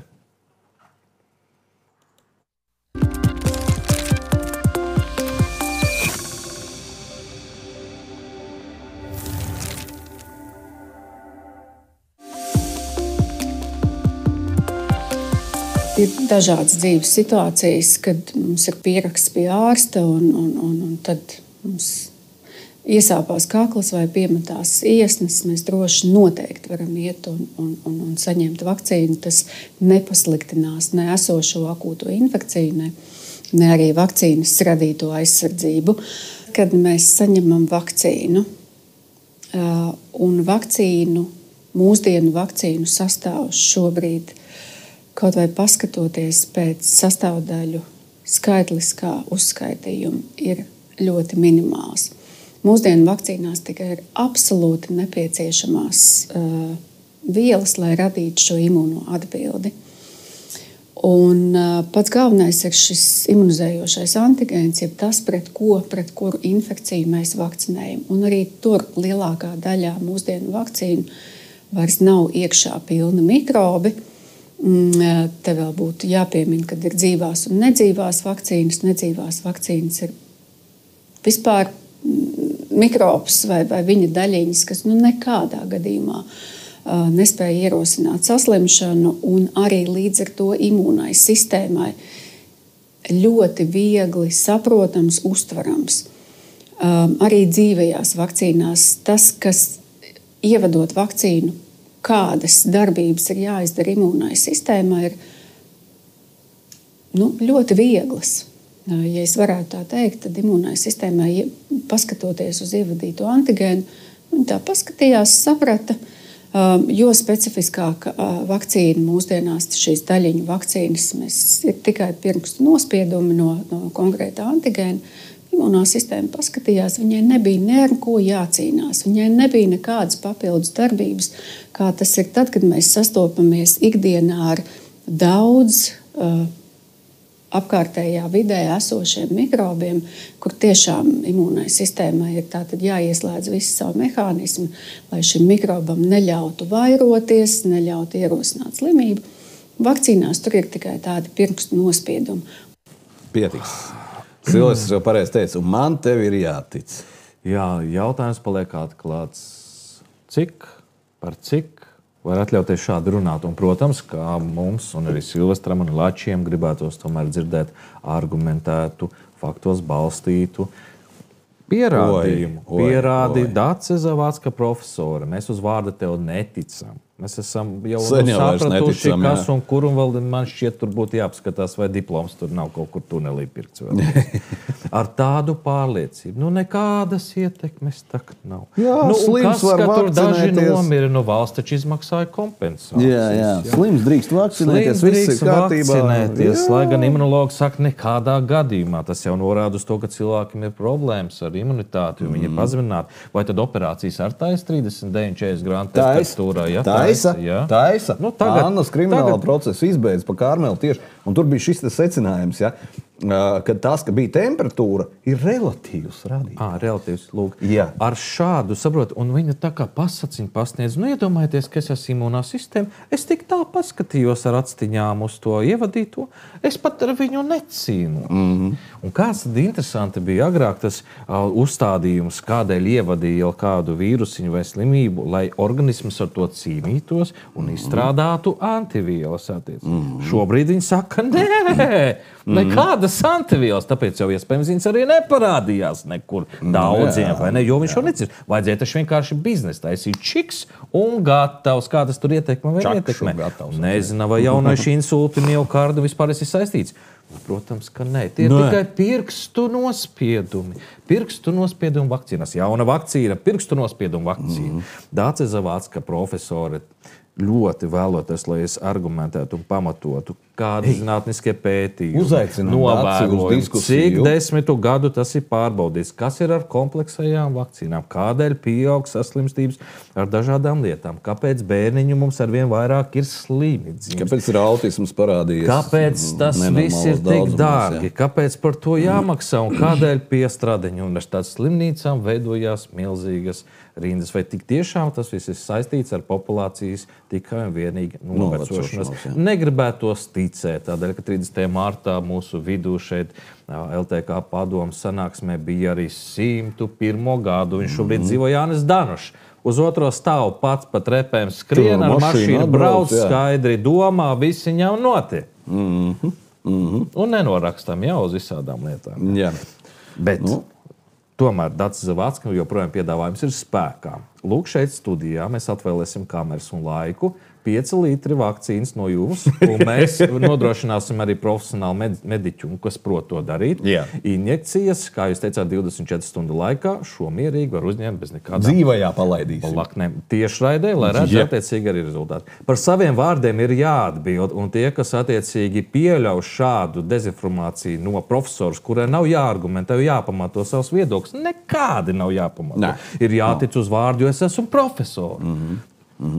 Mēs neticam un neticēsim. Un aicinām arī cilvēkus vienmēr pašiem domāt, izvērtēt, analizēt un skatīties, kā ir realitāte. Un vēl Zavāckas kundzei, ja negribat tos 5 litrus sevī dabūt iekšā, tad ir cits piedāvājums. Arī šeit pat studijā mēs varētu jums noorganizēt diskusiju ar profesionāļiem. Nevis ar mums, bet ar profesionāļiem.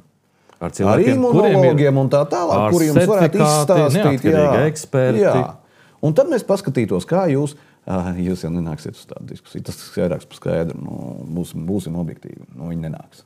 Bet uzaicināt mēs varam. Mēs to darām. Jā, mēs to darām. Vēl Ingu pasauksim kā moderātoru. Atskries no Igaunijas gan jau. Jā. Paldies. Jā. Lūk, Ingai vairs nemaksā. Nav interesanti. Paldies. Kā veicināt bērnu interesi par matemātiku? Jā. Labi, tad paskatāmies sižetu, jā.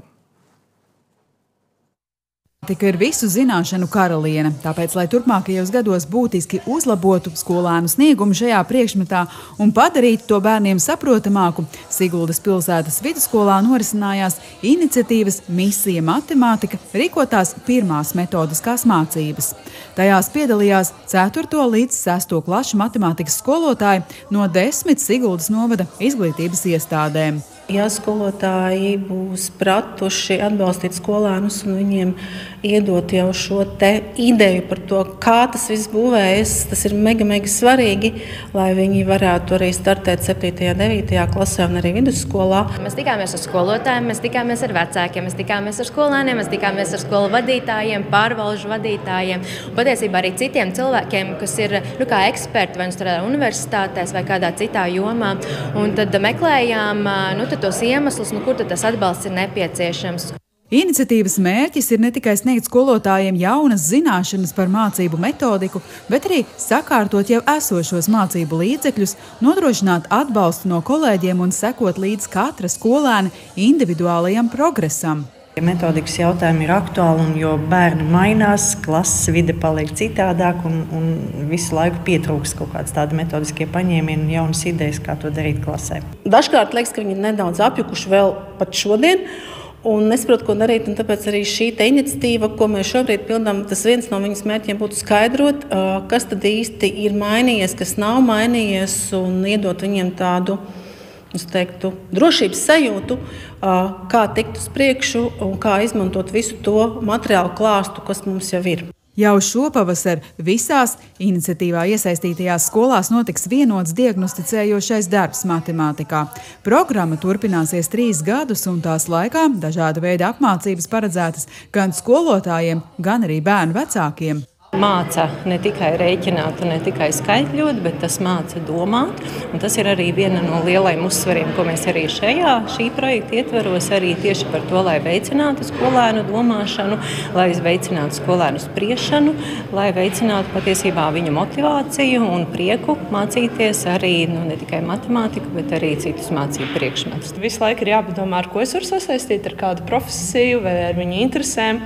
Un šobrīd diezgan aktuāli kaut vai par tiem telefonu aizliegumiem, tad vienmēr ir jādomā, viņi mājās tāpat spēlē spēles, kad kādā spēlē es varētu, labāku rezultātu iegūt, izmantojot tās zināšanas, ko mēs apgūstam stundā. Siguldas novada pašvaldība bija viena no pirmajām, kas atsaucās šai iniciatīvai. Vietvara to redz kā lieliski iespēju stiprināt bērnu zināšanas matemātikā. Pārmaiņas un izaugsme nenotiek vienas nedēļas laikā, līdz ar to šīs projekts kā iespēja saņemt 3 gadu griezumā atbalstu, iedrošinot skolotājus, atbalstot viņus, drusku arī saprotot kopējo temperatūru un tos atbalstu pielikšanas punktus, manuprāt, šī ir ļoti brīnišķīga iespēja. Izglītības iniciatīvā piedalās 4 pašvaldības – Sigulda, Kuldīga, Rēzekne un Jelgava. Taču dati par mācību procesu būs pieejami arī citu novadu skolām. Laura Jansone, Indars Krieviņš, Vidzemes televīzija, speciāli RTV. Paldies. Un par ko bija stāsts? Stāsts bija par to, ka skolotāji nezin, kā mācīt matemātiku bērniem. Lūk. Vismaz 4 pašvaldības skolotāji šobrīd sāk zināt. Jāsaka, diezgan laba reklāma bija noteikti kaut kādiem brīļu tirgotājiem, jo ļoti liela daļa skolotāji ir ar brillēm. Bet mācīt matemātiku. Skolotājiem nav ideja, un tagad pie viņiem brauksim dažādi fondi un mācīs ar kaut ko. Ir jau par vēlu tam visam, miļie. Esat nokavējuši. Un šķiet, ka interesantāk, protams, bērnam būtu mācīt matemātiku, stimulējot viņu, kā apspēlēt kazino internetā. Jā, vai kaut kādu, citu nevisai interesantu, bet viņu prāt aizraujoši nodarbi. Bet mācīt matemātiku, lai bērni varētu labāk spēlēt video spēles telefonā, tas ir brīnišķīgs matemātikas skolotājs, kā saka, redzējums par viņa attīstību. Un tieši tās 3 sekundžu un 4 sekundžu šīs te visas tīšanas, kas notrulina smadzenes un nespēja ieslēgt kritisko domāšanu, novad pie tā, ka nav jau tā aptvere. Tu jau viņam var stāstīt, bet viņš jau nespēja uztvert to. Ja jau problēmas saknē slēpjās tur, ka cilvēks bērniņš izlasot teikumu vai teksta uzdevumu, kas ir matemātikā, loģiski nespēja uztvert, vispār izlasīt to. Tāpēc, ka viņi ir uzrakstījuši tā, ka, Tad kā viņš var vispār to izrēķināt? Tā, ka sakne tomēr ir tajā, ka ir kardināli jāmaina. Bērnu izglītošana un ir taču arī piemēri, brīnišķīgi piemēri pasaulē. Kāpēc ir jāiet atpakaļ? Tad pat Latvijā ir brīnišķīgi piemēri. Starp citu, runājot par to, izskatās, kad palaidām pīlīti un ir aizpeldējusi. Jau TV3 pat bija sižets par tālmācību, ka nav nemaz, un Samanta tur starp citu bija ar savu puiku. Darbs nav vēlts bijis, tas ir skaidrs. Šobrīd tālmācības jautājums ir atlikts. Es domāju, ka līdz pašvaldības vēlēšanām viņi necilās, redzot, kāda bija rezonance un liela iesaiste, un cik kāda savāca arī vairāk kā 13,000 parakstus.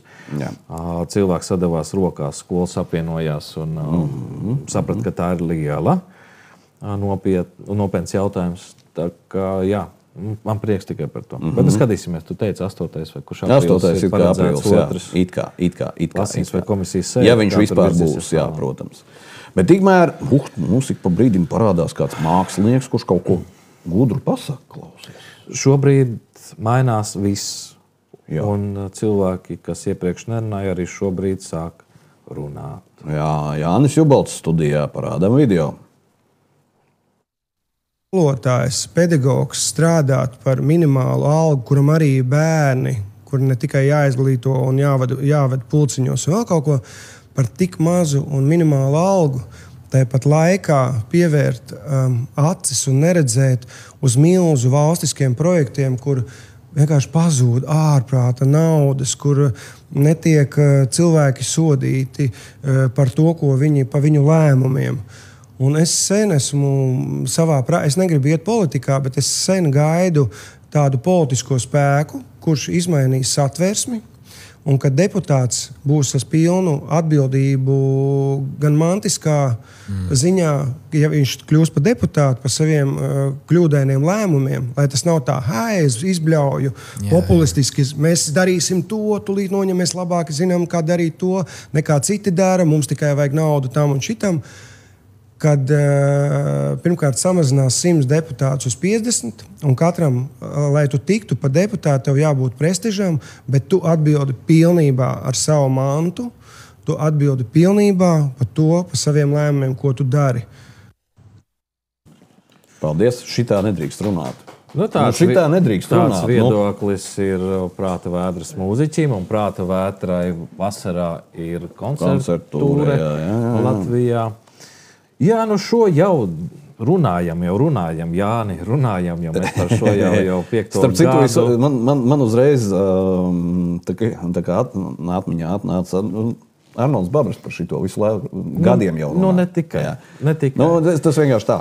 Varam nomierināt Jāni, šobrīd pie Apāršņa nav šāda politiskā spēka, un tas nav viņu interesēs esošās sistēmas ietvaros. Bet jā, mēs arī gaidām tādu spēku, nesauksim viņu par politisko, kurš spēs. Jā. Nu ko, labi. Bet kamēr... Trako mājā brīvdienas. Tas pēc savādāk to nevar nosaukt. Kamēr... vismaz ASV ir paudusi savu attieksmi šajā un tiek mainīta likumdošana un griezts skābeklis. Latvija tomēr vēl pēc inerces cenšas spirināties pretī, jo Latvija taču ir lielākā valsts pasaulē. Arī pēc savu iedzīvotāju skaita, pēc ģeogrāfiskā izmēra, pēc labklājības. Mēs esam visiem. Mēs visiem palīdzam, visus atbalstam. Demokrātija, ja kaut kur ir vēl saglabājusies, tā ir tikai Latvijā. Protams, tiesiskums arī. Un medija ir neatkarīga, tad tikai Latvijā. Šobrīd pastīsimies uz tādu sakopojumu, kas sanāk vai kas izveidojās bez personālijām, bez nekādiem uzbraucieniem, bet pie kā noved, cilvēki šo visu sajauc vienā putrā. Nevelti bija, man patika, es tagad neatceros, kas man to ieteica. Edgaram, paldies par šo domu, par tām varavīksnēm, par to visu pārējumu. Smukis paņem tās visas krāsiņas un sajauc kopā. Sanāks. Pelēks, neinteresants, karlēcīgs. Neskatoties uz to, ka viņi domā, ka tas ir koši, krāsaini, stilīgi un inovatīvi un progresīvi, mēs jums ar pilnu pārliecību varam teikt, jūs iespējams kļūdaties. Vājākiem cilvēkiem ar ļoti psihi lūdzu šo video nestīties, bet tās ir sekas mūsu pašu kā sabiedrības nolaidībai pret saviem jauniešiem. Nu labi, parādam to video, tu baigo ievadu, bet... Viņš īsti. Man pietrūks ļoti nebināriem cilvēkiem, ko izmantot. Es izmantoju višu, tāpēc, ka izklausās diezgan labi un diezgan skanīgi. Pietrūkst visiem darbības vārdiem un īpašības vārdiem, galotnes. Ka nevar baigi pieskaņot un pateikt. Un tad, es jau tā ikdienā bieži vien sarunājos angļu valodā, jo tā vienkārši ir vieglāk. Es piekrītu tev, bet pirmkārt noteikti pietrūks, bet es arī neesmu tāds labākais piemērs, jo es ļoti daudz angļu valodu izmantoju ikdienā arī. Varbūt arī tāpēc, ka ir daudz vieglāk izteikties un tā.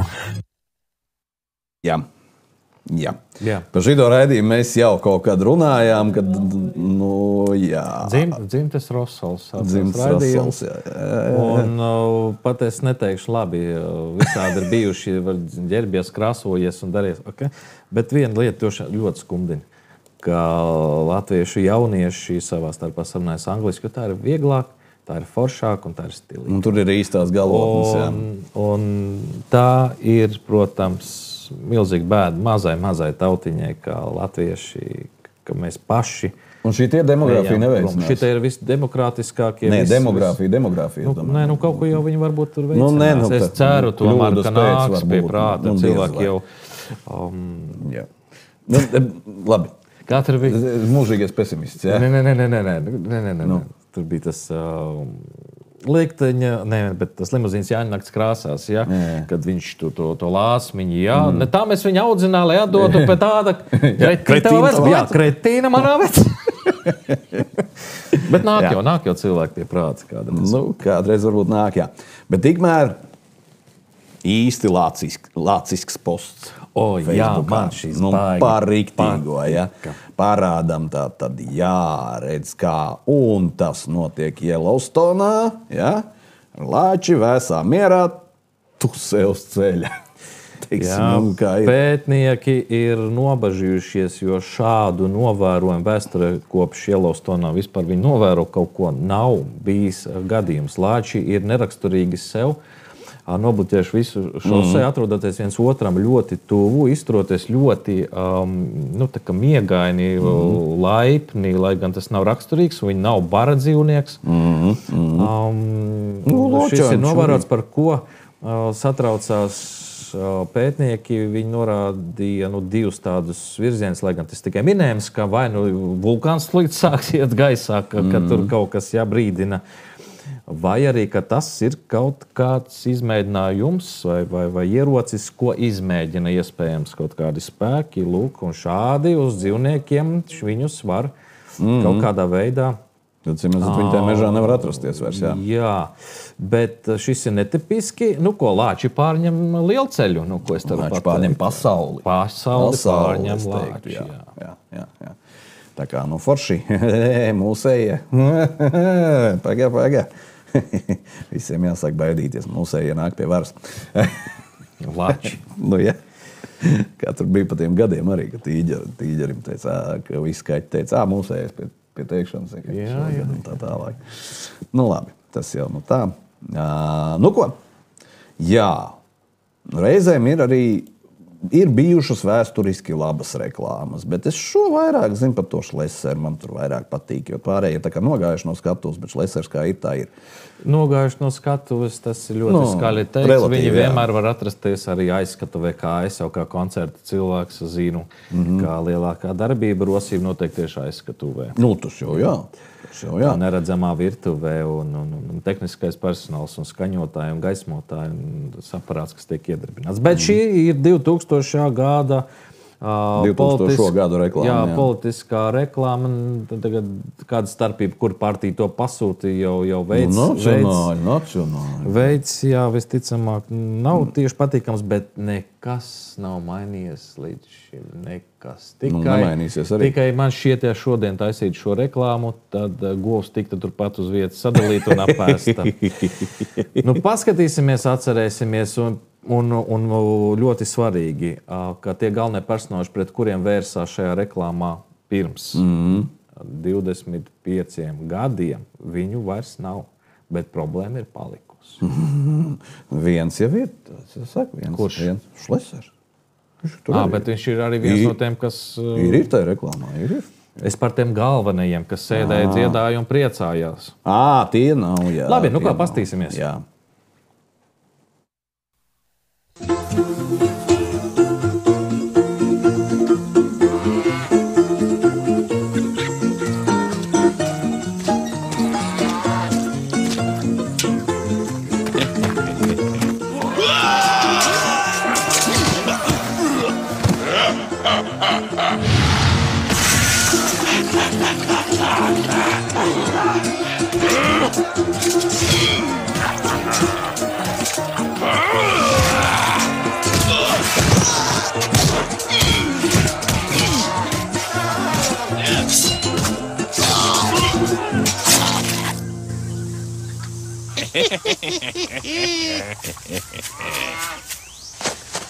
Mūsu ienaidnieki priecājas par latviešu sašķeltību, vājumu un mantrausību. Jā, otrais nerādīsim, jā. Bet cik atbilstoši šī brīža politiskajai nekas jau nav mainījies. Kultūrai. Jā. Es pat arī nākot uz raidījumu virsrakstu izlasīju Evikai Siliņai rīta panorāmā šķiet ir vaicās, kā tad tagad pēc ministru nomaiņas darbs sokās. Strīdu ir palicis, skandāli ir palicis mazāk, palicis vairāk darba. Labi. Domājiet, kā gribiet. Jā. Ko tad? Jā, paldies visiem, kas atbalsta Latvijas Tautas kanālu. Jūsu atbalsts ir nepieciešams. Milzīgs, liels paldies jums. Pievērsiet uzmanību. Drīz mēs arī publiski to pastāstīsim, kas tad notika 30. martā un kādi secinājumi un virzības tālāk. Bet tas, ko jūs varbūt esat pamanījuši, pie konta numuriem parādās jauns konta numurs. Latvijas Tautas kanāls tad ir nodibinājums ar jaunu konta numuru, uz kuru varēs ziedot un var to jau darīt šobrīd arī juridiskas personas, zemnieku saimniecības, biedrības. Mēs nepublicēsim. Nē, mēs noteikti parādīsim, bet viņš jau sāk, mēs lēnām pāriesim uz šo. Bet paldies visiem, kas atbalsta. Tiksimies nākošu nedēļu. Sekojiet līdz jaunākajai informācijai. Drīz arī aktuāla intervija ar ļoti interesantu viesi. Drosme darīt. Paskatieties mājaslapā drosmedarīt.lv. Cīņa pret vēja parkiem Latvijā, proti Latvija bez vēja parkiem, ir šobrīd ļoti aktīva. Sekoja līdzi arī parakstu vākšanai. Nesat vēl parakstījušies manā balsī, tad noteikti to izdariet. Tas palīdzēs mums mazliet vēlāk. Tālmācības jautājums uz brīdi ir izdevies nopauzēt. Sekojiet līdzi arī jaunamiem Māra, kā saka, lietā ar iesniegumu valsts prezidentam Edgaram Rinkevičam. Ir daudz lietiņu, kur mēs darām. Paldies, ka esat. Latvijas Tautas kanāls ir kopā ar jums. Un tagad, Māri, mēs ejam pie Lačiem. Ejam pie Lačiem. Noskaidrosim, kas viņiem tā Yellowstonā tur notiek. Labs ir. Tā. Jā. Un atcerieties, 72 stundu somas, 2 vai. Paldies. Tā. Tā.